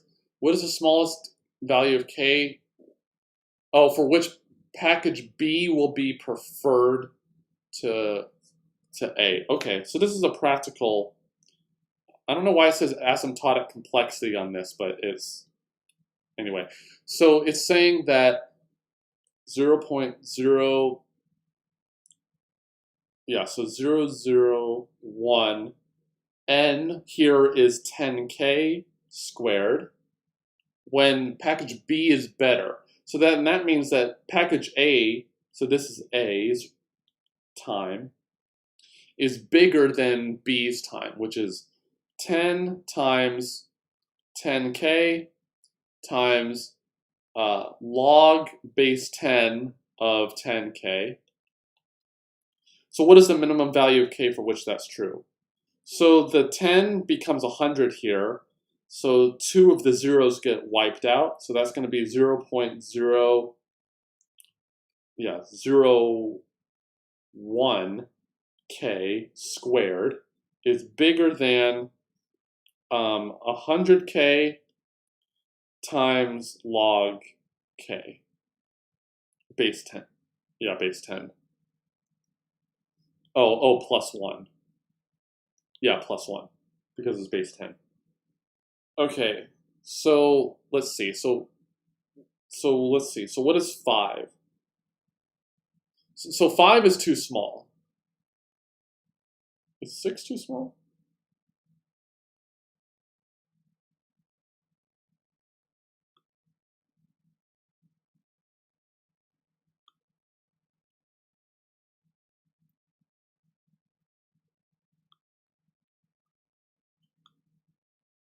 Well, all of these are not true.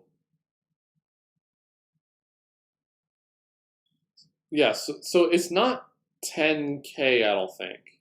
10, yeah, because none of the answers are right if it's 10 times k. It should be 10 to the k, I think. Okay, so that's going to change things. So this is 10 to the k, 10 to the power k. Oh, okay, that makes sense.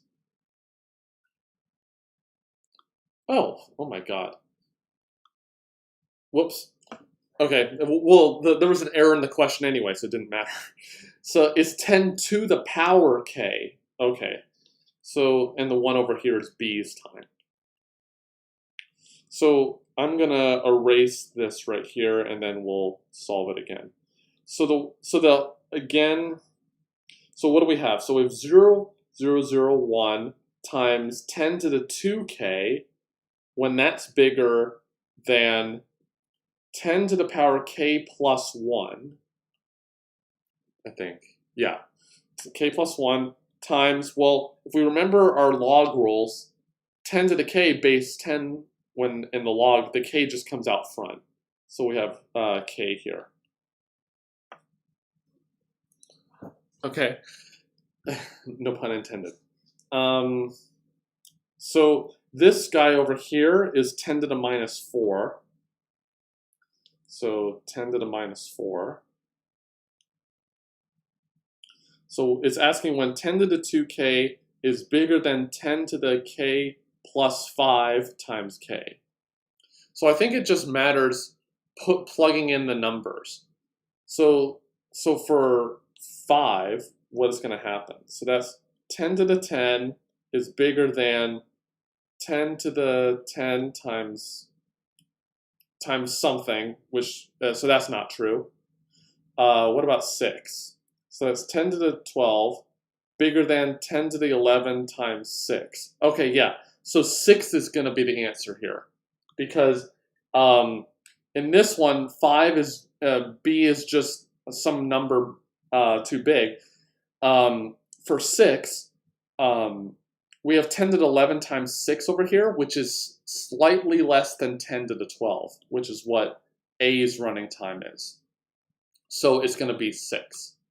And for higher values, it's just going to be more and more true that B is faster. But the first time when it happens is 6. Okay, that's good. What is the type of algorithm used in solving the 4 queens problem? So any n queens problem, that's backtracking. So it's going to be backtracking on all of these. Because what you do is you try to place a queen and then go through the other places and then find the first place where you can place a queen and then keep going from there. And if you find after doing recursion you can't, you move on to the next place. So 148 is going to be D. Okay, selection sort, quick sort is a stable sort. So for those who don't know, stable sorting means that if the list already has an order to it, then if you sort it in a different way, it'll still keep the sort that it had before. So if you sort by like last name and then you sort by first name, um, then a stable sort would have the last name still in sorted order given the same first name. So here, actually, both of these should be false because selection sort just compares one element against another. It doesn't keep the ordering that's already there. And quick sort, it just depends on the pivot, and everything just gets messed up about it. Just compares the values. So it should be false in both cases. Okay, so that's good. Almost halfway. Which of the following sorting procedures is the slowest? I mean, it really depends. But I'm assuming that slowest means that it's slowest in all categories, best, average, and worst, and that's going to be, I don't know what shell sort is, but I'm going to assume that it's faster than bubble sort. Bubble sort is just the worst at everything. Okay, yes, bubble sort. So that's good. Second half. The recurrence relation capturing the optimal execution time of the Towers of Hanoi problem with n disks is what? So, yeah. So here we are doing two moves of n-1 disks, and then in between we move one disk one time. So it's going to be D here. We've just done this problem on the channel. And if you haven't seen this, check out subscribe to the channel first. And if after that, look up the videos on the Towers of Hanoi problem that I've done. So it'll be this one because we have one disk to move and two recursive calls with n-1 disks. So it should be that one. Okay. The complexity of Kruskal's algorithm for finding minimum spanning tree, if the edges are sorted, is what? Okay, yeah. So this is actually really easy. So this will be order m. And why is it order m? Because the edges are sorted. So Kruskal's algorithm works by picking edges, the smallest edges in that order, and they're already in that order, such that they don't induce a cycle. So then all that you need to do is just to keep track of which vertices are connected to each other, and you can do that with a disjoint set or something. So all you need to do is just make one pass over the list of edges, and there's only a constant amount of work per edge there, because if you use a structure like disjoint set or something. Okay, so yeah, the union find will work just fine here. Consider the following terminology and match list 1 and list 2 and choose the correct. Okay, so B is branch factor, D is the depth, L is some depth limit. Okay, so let's see.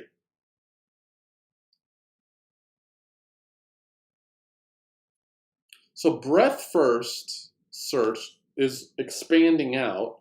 So that means that I'm guessing this means runtime.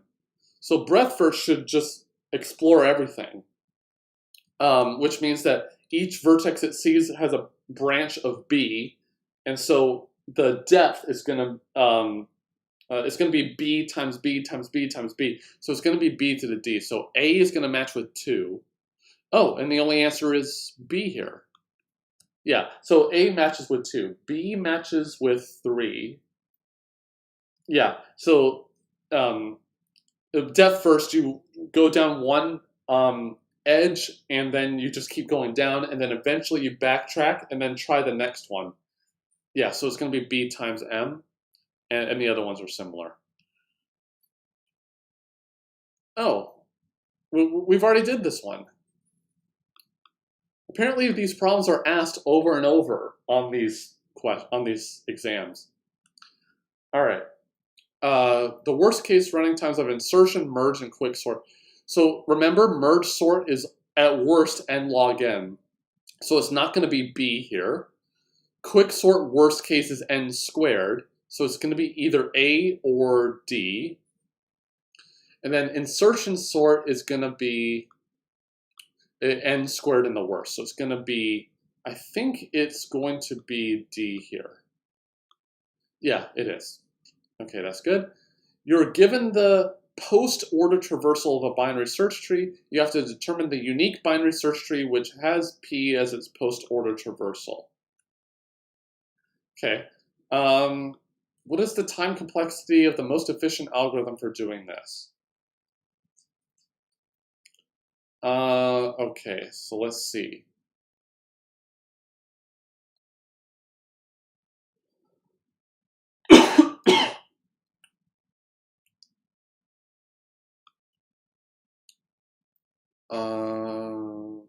So post order is you go left, right, and then the root. So the last element of the post order is going to be the root of the tree. So that's fine.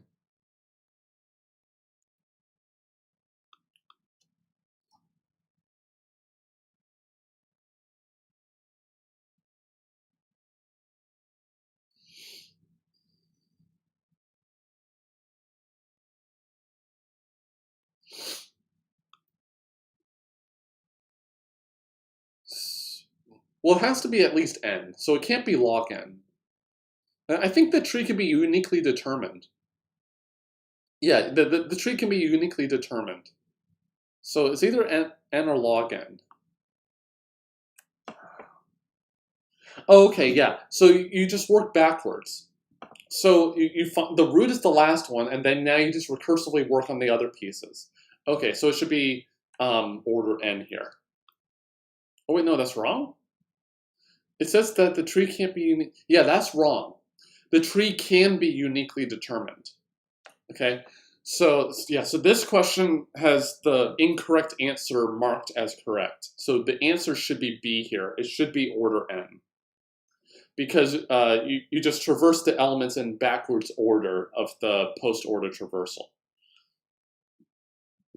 All right, the most efficient algorithm for finding the number of connected components in an n, I guess n is the number of vertices, yeah, and m edges. Okay, so for finding connected components, all that you need to do is just start at some vertex and then just mark the vertices as you visit them.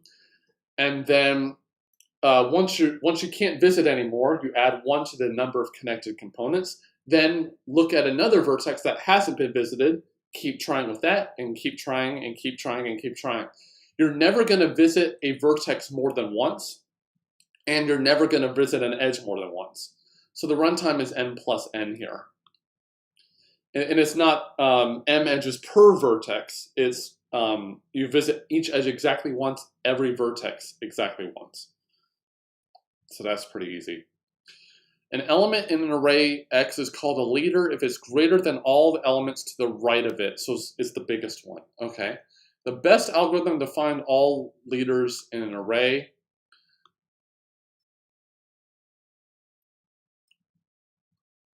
Yeah. Okay. So if we move left to right, well, if we hit a leader, then we keep going. Then we don't actually know it's a leader until we see all of the other elements in the array. So actually we have to go through the array backwards. Okay, so it has to be done in linear time with a right to left pass because we have to go through the list backwards to find the leader. So it should be B here. All right, that's good. All right, I'm just looking at analytics. All right. Which of the following standard algorithms is not dynamic programming based? Floyd Warshall is. Knapsack is. Oh, the minimum spanning tree isn't. Yeah. And Bellman Ford is because you keep track of the path, not including the last edge, and then you figure out what the best cost is to get to one vertex before the end, and then you pick the minimum for all of the edges going into the target. And so you keep track of those distances in a table somewhere. So actually it's going to be the minimum spanning tree one. In fact, I'm not even sure if there is a dynamic programming MST problem. That'd be interesting to know. All right. So Kadan algorithm is used to find, I've never heard of that. Can someone tell me what the Kadan algorithm is? Kadane? Never heard of that.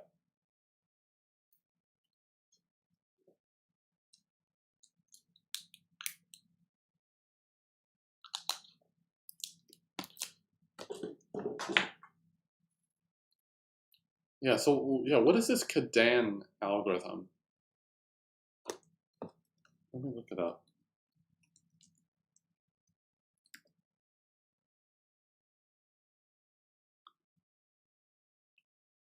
Matrix related.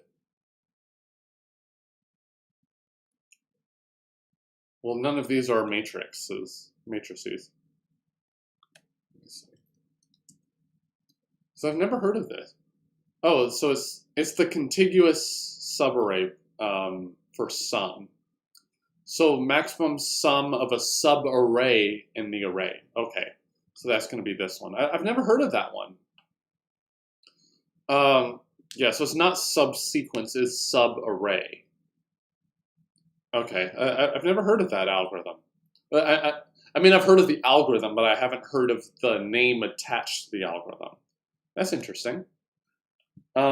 Given a random, I'm not sure what random here means, but unsorted array in which every element is at most d distance from its position in the sorted array, where d is less than the size of the array.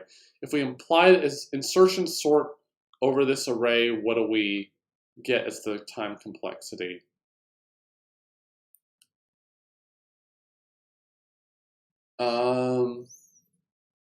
At most d distance.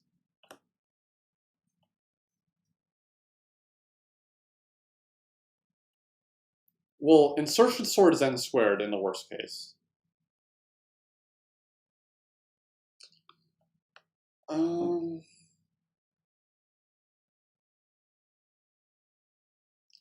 Well, actually, it could be.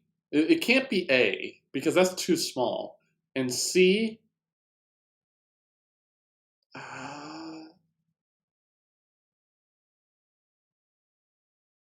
Well, selection sort doesn't care what the elements are. It still has to go through everything. So the runtime is n squared always.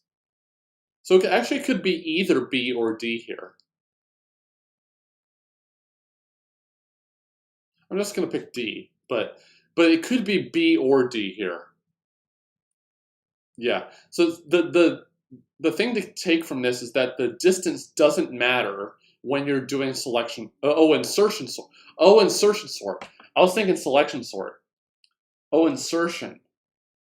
Oh, yeah, it is n squared times d. Yeah, because if it needs to move d positions at most to where it needs to go. Okay, yeah. I was thinking selection sort. Selection sort, it doesn't matter. But insertion sort, it does matter how far it is. Yeah, that was my mistake. Okay, if G is an undirected connected graph with distinct edge weights, such that the maximum and minimum are some values,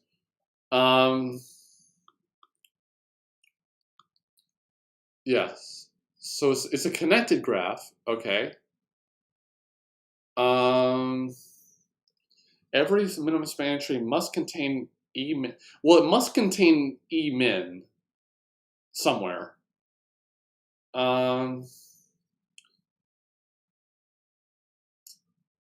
If Emax is in a minimum spanning tree, then its removal must disconnect G. No, that's not necessarily true. So B is not necessarily true. No minimum spanning tree contains Emax. That's not true either. Because if you have two big components and one edge connecting them, where that edge is the max weight edge, then you must have that edge always. So it can't be C. D has a multiple minimum spanning trees. That's not true either because all the edges are distinct edge weights. So it must be A here. But that can't be right either. Oh wait, okay, let's see. Let's look at B again.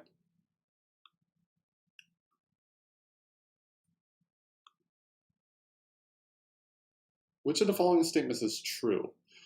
If Emax is in a minimum spanning tree, then its removal must disconnect G. No, that's not necessarily true. Because if you can have a complete graph with n squared different values. So B is not right. C is not right. D is not right. And A is not right. All of these answers are wrong.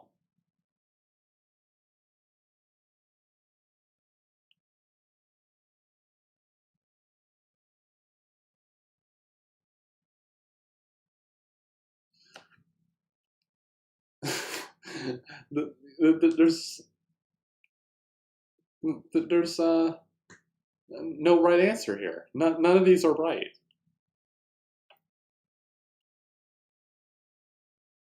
Maybe they thought it was false? I'm just gonna pick C. Okay. Well, let's look at this explanation. See what we got. So we have a graph here, and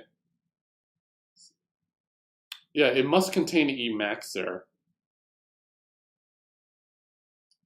Yeah, this explanation doesn't answer the question. In fact, it shows that this is wrong. Yeah, none of these answers is right. None of them is right. Okay, just so that you know. Consider bottom-up merge sort working on n elements such as, I guess the exponentiation doesn't work here. So n is a power of 2, I'm guessing. The number of comparisons in order to get a sorted list is, it's going to be minimum number of comparisons.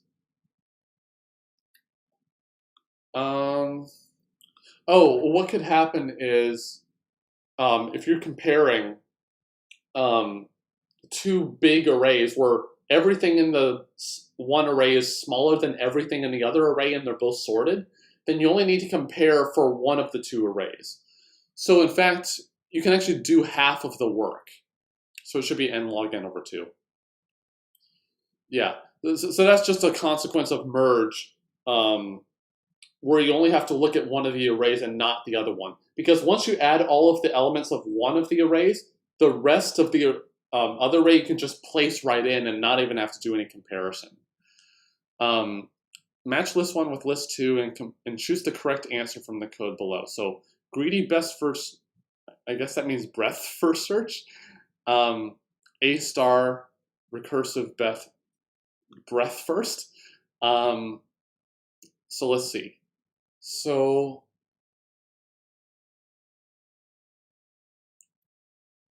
select a node for expansion if the optimal path to that node has been, so 1 is going to be greedy. So A is going to match with 1. So it's going to be either B or D here. I just want to see that it shows up on the screen. All right, so let's see. So it's going to be B or D. So let's look at A star. Okay, yeah, so it should be A. So A star, you have to provide a heuristic. So B is going to match with 4, so it's going to be B here. I will be solving the PYQs and stuff for algorithms and DS next week. Any tips? Watch my videos. That's my tip. No, I'm kidding. It's to note that even if it says that an answer is right, it might actually be wrong. So actually think about it first before you actually proceed.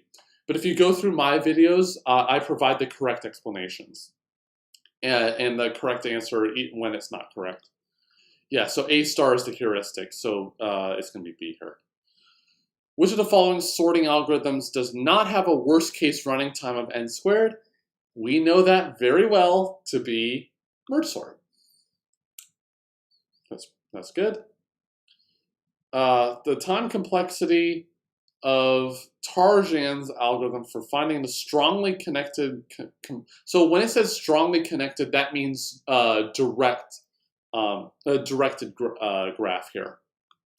So Tarjan's algorithm, from what I remember, it has this depth first search forest, and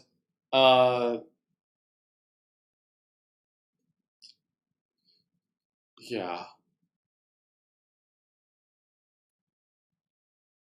So yeah, that's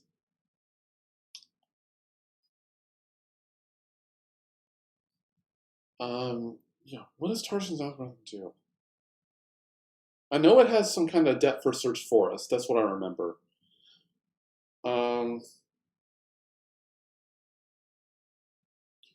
okay, yeah. So what you do is you do a depth first search forest repeatedly until you find all of the edges. And once you have the forest, all you need to do is just traverse the forest, which means that you visit every edge and vertex a constant number of times. So it should be n plus n here, I think. Okay, yeah, that's good. That's good.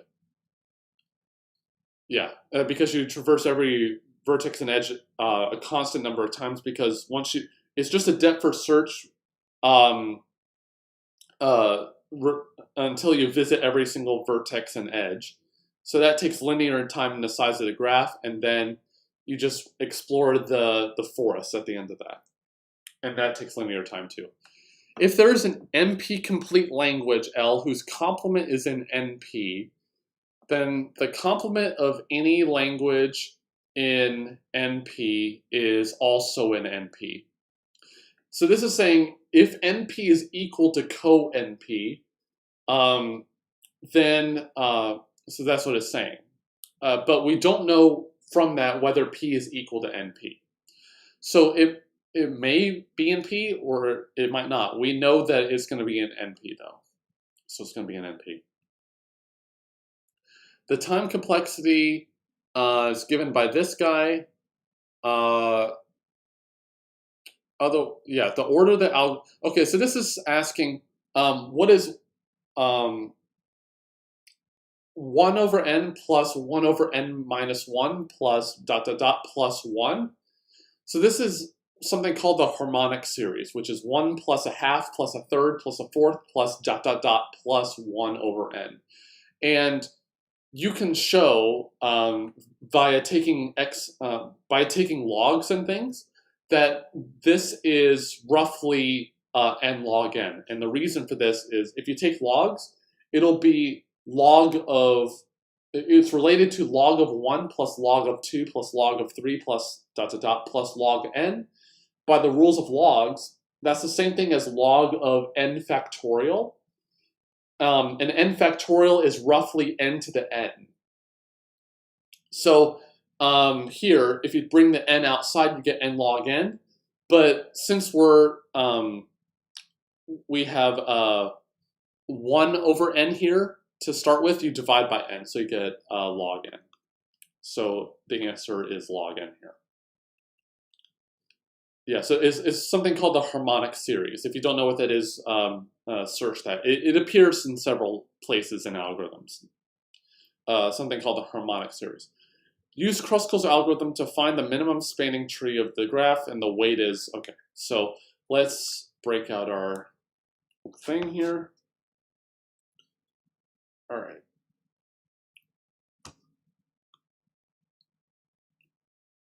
So let's, okay, play nice with me, play nice. So let's put this here so that we can see it at the same time. So this is something called the wheel graph, although the weights can be really anything, but it kind of looks like a wheel in a sense. So we got a wheel here, and we got spokes coming out. So 2, 4, 2, 1, 5, 6, 3, 1, I think. Yeah. So then 2, 3, 1, 4, 5, 4, 4, 2. All right. So all Kruskal's algorithm is that we're going to repeatedly pick an edge of smallest weight that we haven't picked before, such that it doesn't create a cycle. So the smallest edges in this graph are 1, so let's just pick the 1. It doesn't matter which one we start with. So this one is not going to induce a cycle, so I'm going to pick it. This one is not going to induce a cycle, so I'm going to pick it. So then now we just pick a 2. So so there isn't a unique minimum spanning tree because I can pick any of the 2 edges. So let's just say I pick this one. I can pick this one. I can pick this one. I can't pick this one because that'll create a cycle right here. So I can't pick that guy. And I think that's it. Now let's move on to 3. So I can pick this one. It doesn't create a cycle. This one would create a cycle, so I can't pick it. There are no other 3 edges. I can't pick this 4 edge because it'll create a cycle. I can't pick that one either because it'll create a cycle. I can't pick this one because it'll create a cycle. I can pick the 4 coming out down here. And every vertex is touched, so I can't pick any of the other edges without creating a cycle. All right, so the weight of the graph is going to be 2 edges of weight 1. How many did we pick of weight 2? We picked 3 of weight 2. How many did we pick of weight 3? I think we picked 1. How many did we pick of 4? We picked 1. So let's just make sure. So 1, 2, 3, 4, 5, 6, 7, 8. So, okay, I didn't count that right. Oh, we picked 3 edges of weight 1. Okay, yeah, there we go. So then now we have, so 3 plus 6, so that's 9, plus 3 is 12, plus 4 is 16. So I'm praying I get this right. Yeah, there we go. So it should be 16. That's the weight of the minimum spanning tree. So for Kruskal's algorithm, you just pick edges of smallest weight until you will induce a cycle, and then you move on to the next weight. All right. 30 to go. 31 to go, I guess. Match list 1 with list 2. So, okay, so this is just runtime. So Floyd-Warshall is going to be V cubed, regardless of what happens. So C is going to match with 2. So it's going to be one of these 2 answers. A, so what's the difference between them? A matches with 1 or 3. So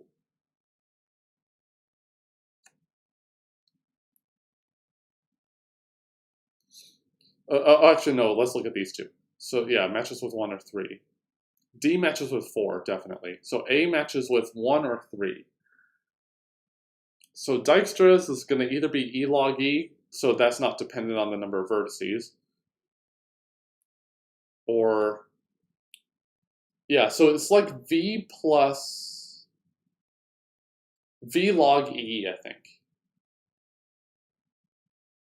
No, that's not right. So B is 1 or 3. So B is going to be 1 because it's only dependent on the number of edges, not the vertices. So it should be C here. Yeah, okay, that's good.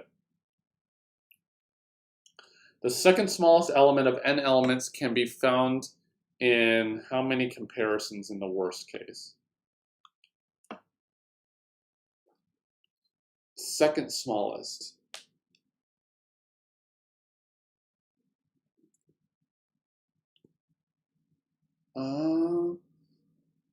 It seems like n minus 1. Well, you need to know, you don't know what the smallest one is yet. All right.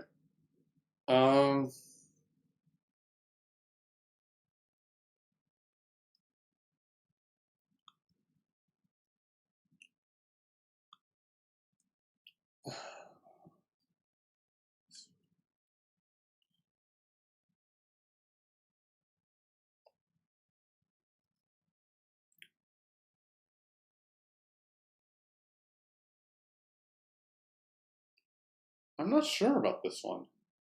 I don't see him. You would think it'd be n minus 1, but that's just to find the smallest one. I'm assuming that the elements are unsorted too. Yeah, in the worst case.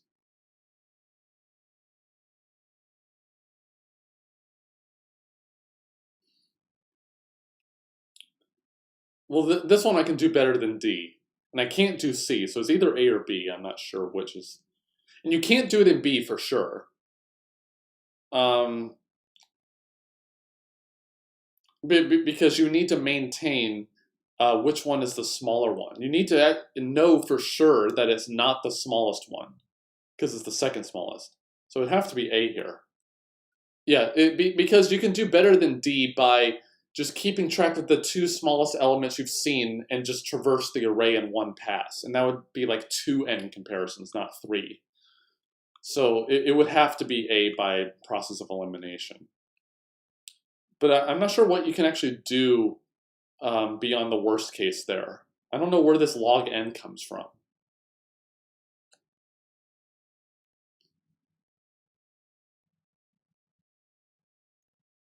Yeah, that doesn't seem right to me. To sort many large objects or structures, it would be most efficient to place reference to them. Okay, so this is asking, this isn't really algorithms, but rather how to actually store things, and you don't want to move the actual objects, you want to move the pointers. Sorting linked lists is always a bad idea. D is a bad idea because you don't want to move the elements themselves, you want to move pointers to them because it might be large objects, as it says. Place a reference to them.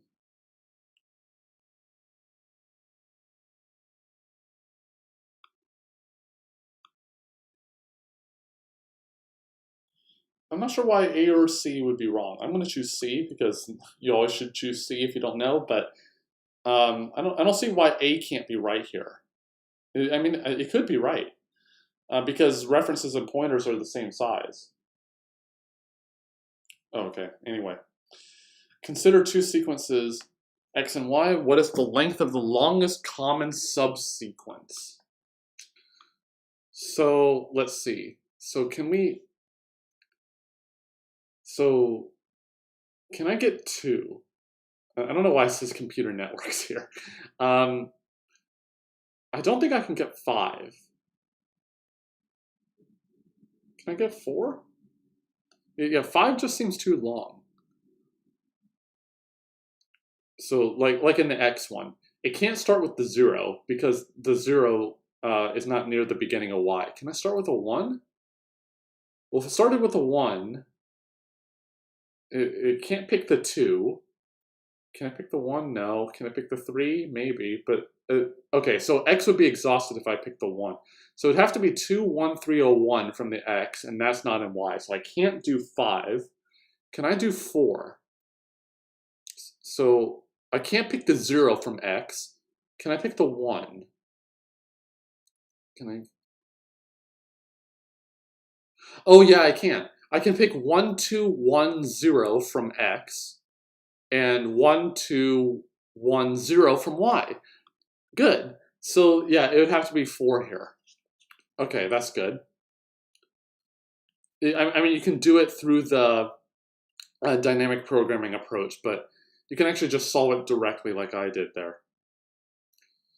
Okay, so let's see. So we've kind of done this one before, where we had 2t squared n plus 1, but we have a log n out front. So I'm actually going to revisit my notes to see what we did there.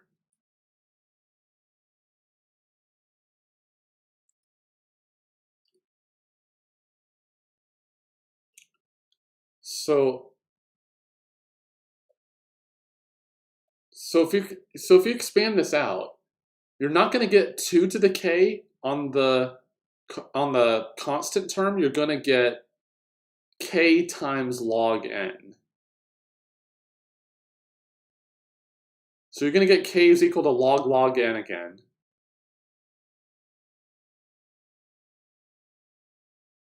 So A is not right. Oh no, is it? let's see. So let's actually look at this. So if we have something similar, we have t of n is equal to, what is it? It's 2t squared n plus log n. So what do we have here? So we have, if we expand it out, what we're going to get is, again, t of n is going to be some power of 2 t of n to the power 1 over 2k plus, and if you expand this out, what you'll get is k log n at the end. Oh, okay. So k is going to be log n. Yeah, it's the same thing as what we did before. So this out here is actually going to be the leading term, because this is just going to be n. It's going to be log n times a number. So this is going to be swamped by this factor. So that's going to be log n times log n. So it actually should be d here. Yes. Good. All right, that's good. Just checking analytics.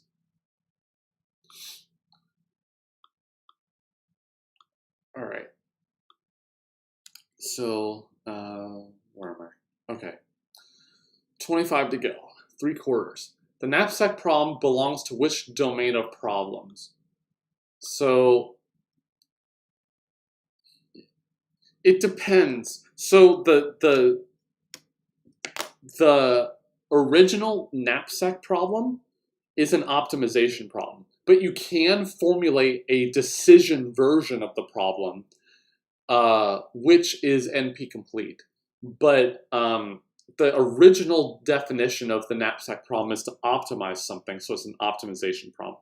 It's not a linear, I don't know what linear solution is. It's definitely not sorting, because it's not sorting things.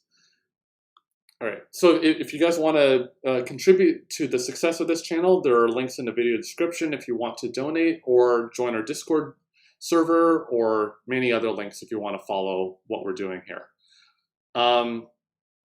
The running time of quicksort depends heavily on the selection of the pivot element.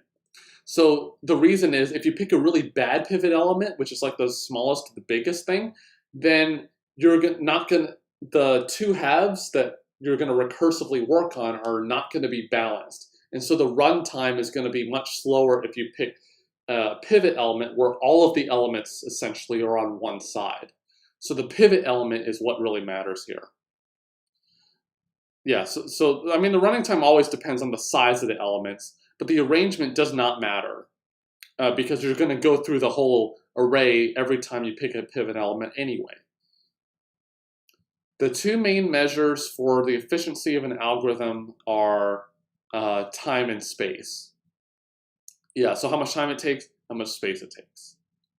Yeah, so that's pretty easy. So let's look at this one. What is the solution to... Oh, okay, so this is pretty interesting. So notice that this one says 1 times t of n over 2 plus n, not 2 times t of n over 2. That 1 and 2 difference is crucial. The reason is, for merge sort, you have those two halves. Here we only have 1 half. So if you expand the recurrence, what's going to happen is it's going to be n plus n over 2 plus n over 4 plus n over 8, etc. And that's n times 1 plus a half plus a fourth plus an eighth. And that sum on the end is equal to 2. And try to think about why that is. 1 plus a half plus a fourth plus an eighth plus etc. So you end up with 2 times n, which is order n. So it's going to be order n here. The concept of order big O is important because, let's see, it can be used to decide the best algorithm that solves a given problem. That's true. It is the lower bound of the growth rate of algorithm. No, it's not. Big O is an upper bound on the runtime, not a lower bound on the runtime. It determines the maximum size of a problem that can be solved in a given amount of time. No, that doesn't tell you anything. That's not even close. So it's not B or C, and it's not D because B is not true. So A is going to be true here. That's good. A machine needs a minimum of 100 seconds to sort 1,000 names by quicksort. The minimum time needed to sort 100 names will be approximately, so some number of seconds. Okay, so let's see. So I think what this is asking is for me to do a little drawing, I guess. So what it says is 100 seconds for 1,000 names. And what it's asking is, how many seconds does it take to do 100 names? And the minimum time. So the fastest that quicksort can go is n log n. So I guess what this is asking is that this is the absolute, so this is the minimum. So some constant times n log n is going to be 100 seconds. And where the 1,000 here is going to be n. So c times 1,000 log 1,000 is going to be 100. So our constant is going to be 100 divided by 1,000 log 1,000, which is going to be 1 over 10. Yeah, 10 log 1,000. So then for this one, what it says is, what is the runtime for 100 names? So it's going to be, so for this one, it's going to be c times n log n again. That'll tell us the number of seconds, approximately.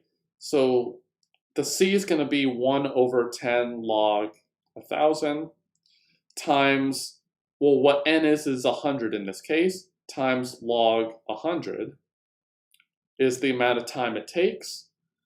So then we have 10 log 100 over log 1,000, whatever that is. So it's actually, I actually don't even need to figure it out. Why? Because look at the numbers. If this says that log 100 is on top and log 1,000 is on the bottom. Log 1,000 is bigger than log 100. So the answer here is actually going to be less than 10. So the only answer that's less than 10 is B. And so that's what we get. All right, that's good. Sorry if the text was a little small. I noticed too late, but hopefully you can solve that yourself. We have 6 files that have some number of records respectively. In which order should they be stored so as to optimize ACT? I don't know what that means. Assume each file is accessed with the same frequency. So should it? I don't think it.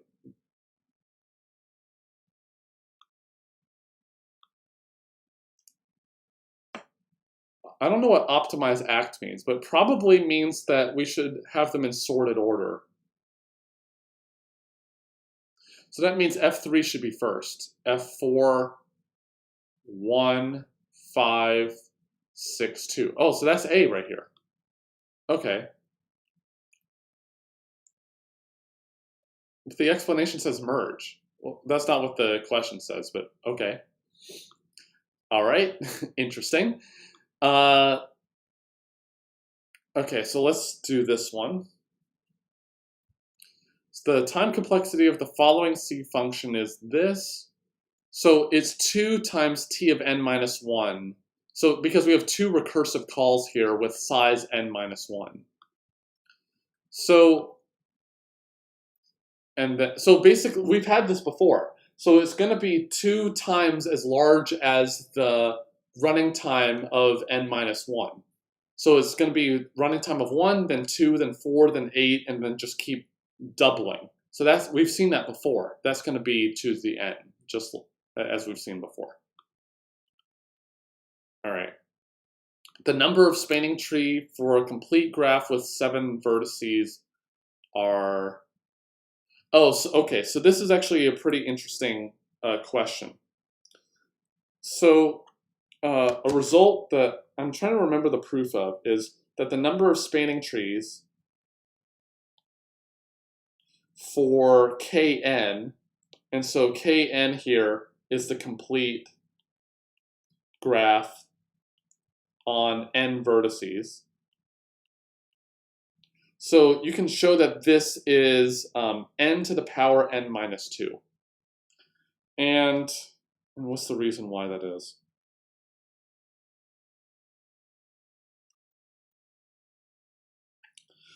I'm trying to remember the proof. So if we have n minus 1 vertices here, and so let's say that's n minus 1 to the n minus 3 spanning trees,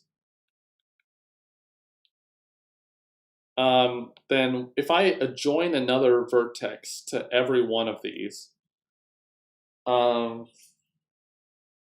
I have... Yeah, I don't remember the proof of that. I don't think you can do it by induction. So for each one of those, yeah, okay, yeah, I see how to do it, but it's actually quite complicated. It would involve doing like a sum over all spanning trees of all sizes less than n minus 1. Yeah, so this is the equation that that I think Kruskal came up with. Yeah. Yeah. Oh, I'm not even showing it to you. Yeah. Yeah. It's n to the power n minus 2 is the number of spanning trees. So it'll be 7 to the power 5 in this case. But why that's the case, I'll have to think about why that's the case. I don't remember the proof right off the top of my head. But I just want to finish these other questions first. Actually, I'll look that up. So, yeah. I do remember the number, but I don't remember why that's the case.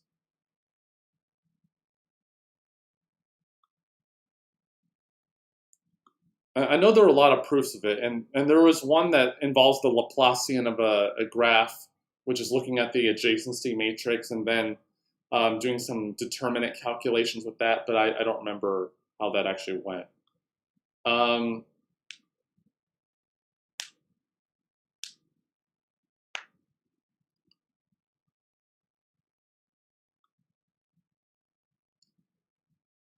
Yeah, so why is that the case?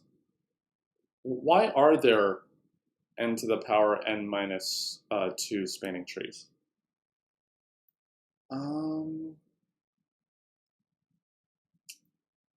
Yeah, it is an interesting question.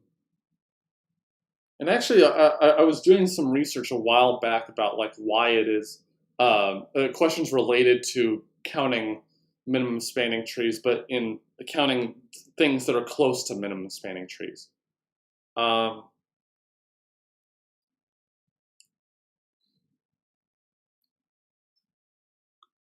Yeah. Why is that? I'm gonna look it up later, and I'll make a video about it at some point. Because it's a good idea to have that knowledge out there. Because I don't remember how the proof goes. Sorry about that. If one uses two-way merge sort algorithm, I don't know what that means, to sort the following elements in ascending order.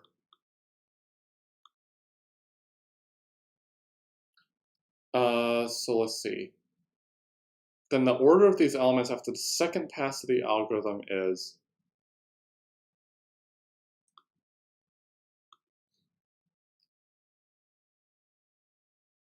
So I assume that we're going to be merging consecutive elements in this thing. Okay, so let's break out the video. Yeah, thank you for sticking with us, Anik, and taking over the chat. So let's see, we have 20, 47, 15, 8, 9, 4, 40, 30, 12, 17. If you want more people to join it, share it. That'd be an easy way to get more people to come. All right, so let's actually merge these two. So we have 47, 20. We merge these two. We're going to get 8 and 15. 9 and 4 get swapped. 40 and 30 get swapped. 12 and 17 don't get swapped because they're in the right order. So then what we have here, I'm guessing that we have lists of size 2 that are sorted. And then now we need to merge these two lists together. So then here we're going to get 8, 15, 20, and 47 for that list. And for the next pair, we're going to get 4, 9, 30, 40. So that's what this one gives. And this one gives 12, 17. So I'm guessing that this is what the contents of the list should be. So I think, so it should be B here. All right, that's good. Sweet. All right, so 15 to go. 0, 1, so knapsack is the problem of trying to get as much value, but you're constrained by how much you can actually take. And 0, 1 just means that you can either take all of the item or none of the item. You can't take like a fraction of it. It is desired, yeah, so okay, so this is just what I just said. The table given below shows the weights and associated values, profits. It is also given, the capacity is 8, okay? And if the given is solved using dynamic programming, which one of the following will be maximum? So this is just finding the maximum subset in terms of the max profit you get. So if I just pick the 8 item, then I get a profit of 18, all right? If I pick, but if I pick the 8 item, I can't pick anything else because it fills the entire thing. If I pick the 5, I can't pick the 4, but I can fit the 2 and the 1. So I can get 19 out of that because 5's weight is, item 4's weight is 5, and its profit is 11. And so we get, if we pick item 4, 2, and 1, we're going to get a profit of 19. And if I pick item 3, then I can pick 2 and 1, but I can't pick anything else, and I'm not going to get as much profit. So in fact, the best profit I can get, I think, is 19. All right, that's good. And here it shows you the profits and weights and all that. Because it says dynamic programming here, if it said greedy, that's different. And it shows that greedy doesn't solve this problem optimally, but dynamic programming is optimal. It guarantees to work, it just doesn't guarantee to run in polynomial time. All right, total number of spanning trees of a complete graph of 4 vertices, we know that to be n to the power n minus 2. We have n to be 4 here, so it should be 16, which it is. What is the running time of this function in terms of n? So, okay, so s is 1, and we're going to add I onto it. So it's going to be 1 plus 2 plus 3 plus 4 plus some value of I for which it's less than n. Okay, this is actually quite interesting. So it can't be n or n squared. It actually has to be square root n down here. And why is it? Because if it was n, then 1 plus 2 plus 3 plus dot dot dot plus n is n squared. And so it would shoot past the end of the condition of the while loop way before then. If it's n squared, it would do it even sooner compared to n squared. If it was order 1, then s will still just be a constant. So it has to be square root n. But why is it square root n? It's because if you think of 1 plus 2 plus dot dot dot plus n is going to give us something on the order of n squared. So if we want to have if we do a change of variables and substitute m to be n squared, then n is equal to square root of m, because we want to stop at n itself, or as close to n as possible. So here, that means that the variable at which to stop is square root, because 1 plus 2 plus dot dot dot plus n is n squared. But if we want to stop at n, we need to take the square root of where we stop. So, and in fact, the other three are just wrong anyway, so you can deduce that that's right. All right, the running time of an algorithm Tn, where n is the input size, is given by 8 instances of n over 2 plus q times n, where p and q are constants. The order of this algorithm is given by, okay, so it's going to be some linear function. So q times n is some linear function of n. So the 8 here is actually going to dominate over this. If you use the master theorem, this is asking if n to the power log base 2 of 8, which is 3, is bigger than n itself, and it is. N cubed is bigger than n. So the runtime is going to be what the 8 and t of n over 2 is actually going to give us. So it's actually going to be n cubed here.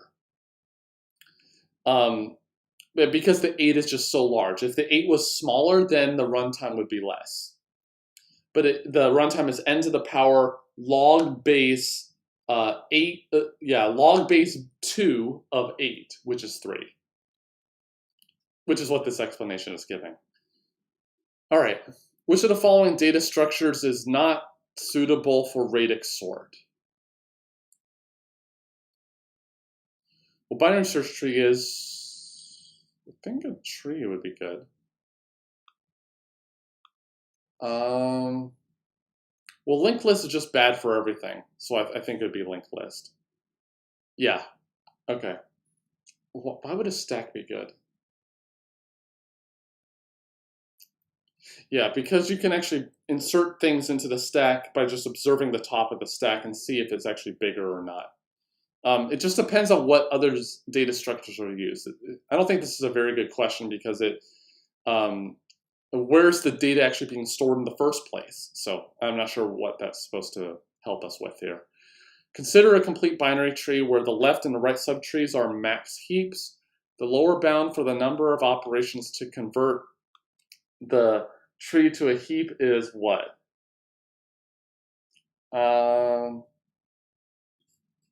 So then all we need to do is run one heapify operation. So that takes log n time. Yeah, so that takes log n time. All right, that's good. The question is based on this fragment of code. It's formatted badly. On which of the contents of y and x does the program fail? I'm guessing that means printf x is in the array.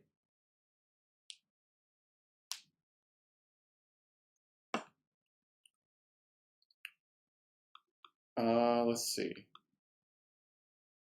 Well, C looks suspicious.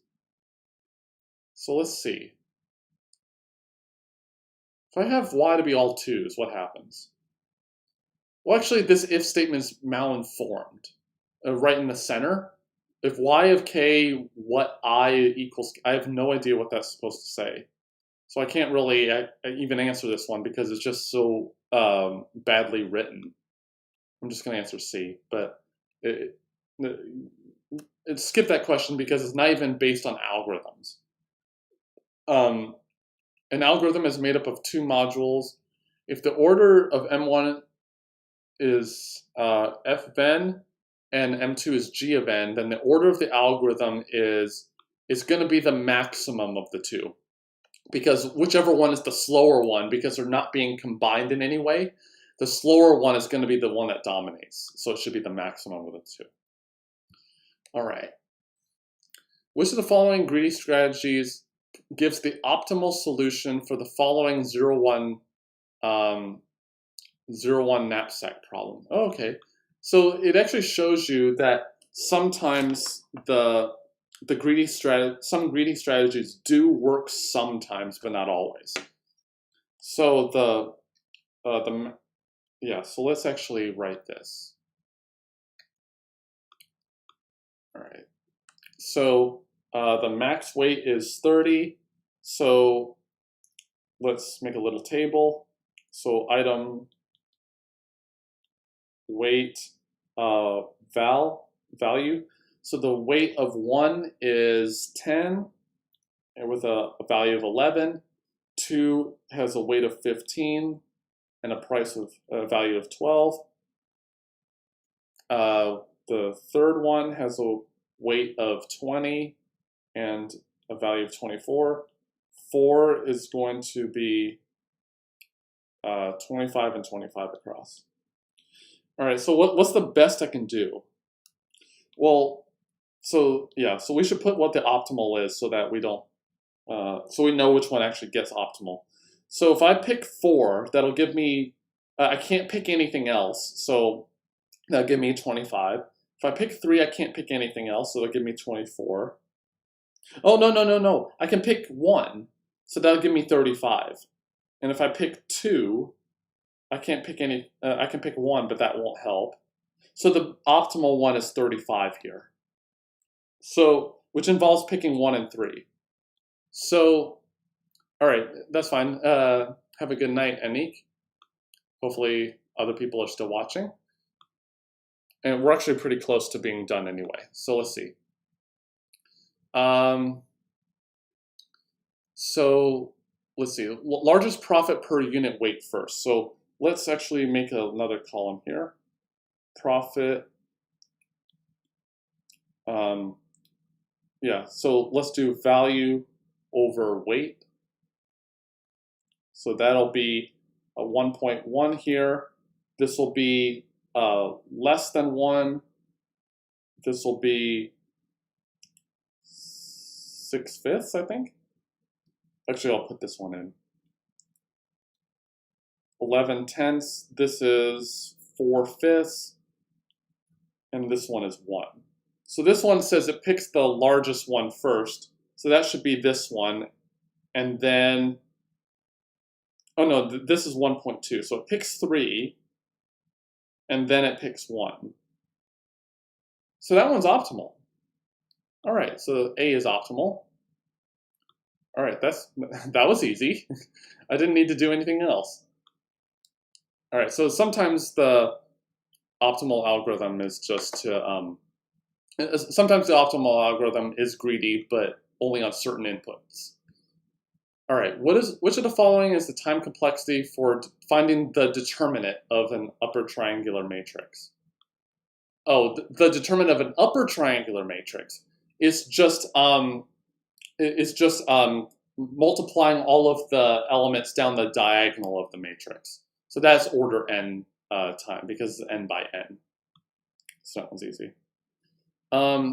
We've done this one before, is backtracking.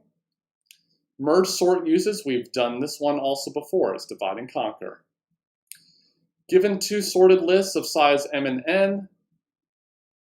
Oh, I think this is the very first one we did. Yeah, it's m plus n minus 1. Which of the following algorithms use recursion for sorting an array of integers? Quick sort and merge sort do that. We've done that already. Okay, so this is checking if a number is prime. T of n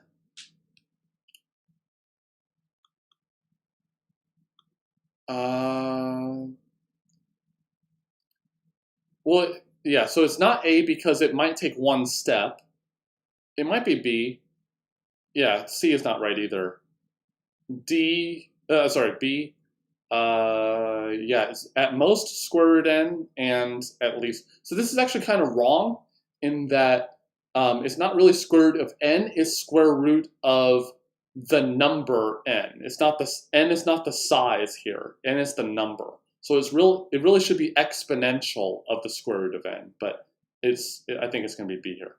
All right, last question. Let's do it. Which of the following algorithms solves the all pair shortest path problem? Oh, God. It's going to be B and D. Yes. Yes. Because it's called Floyd-Warshall. All right. So thank you all for joining here. Thanks for sticking around.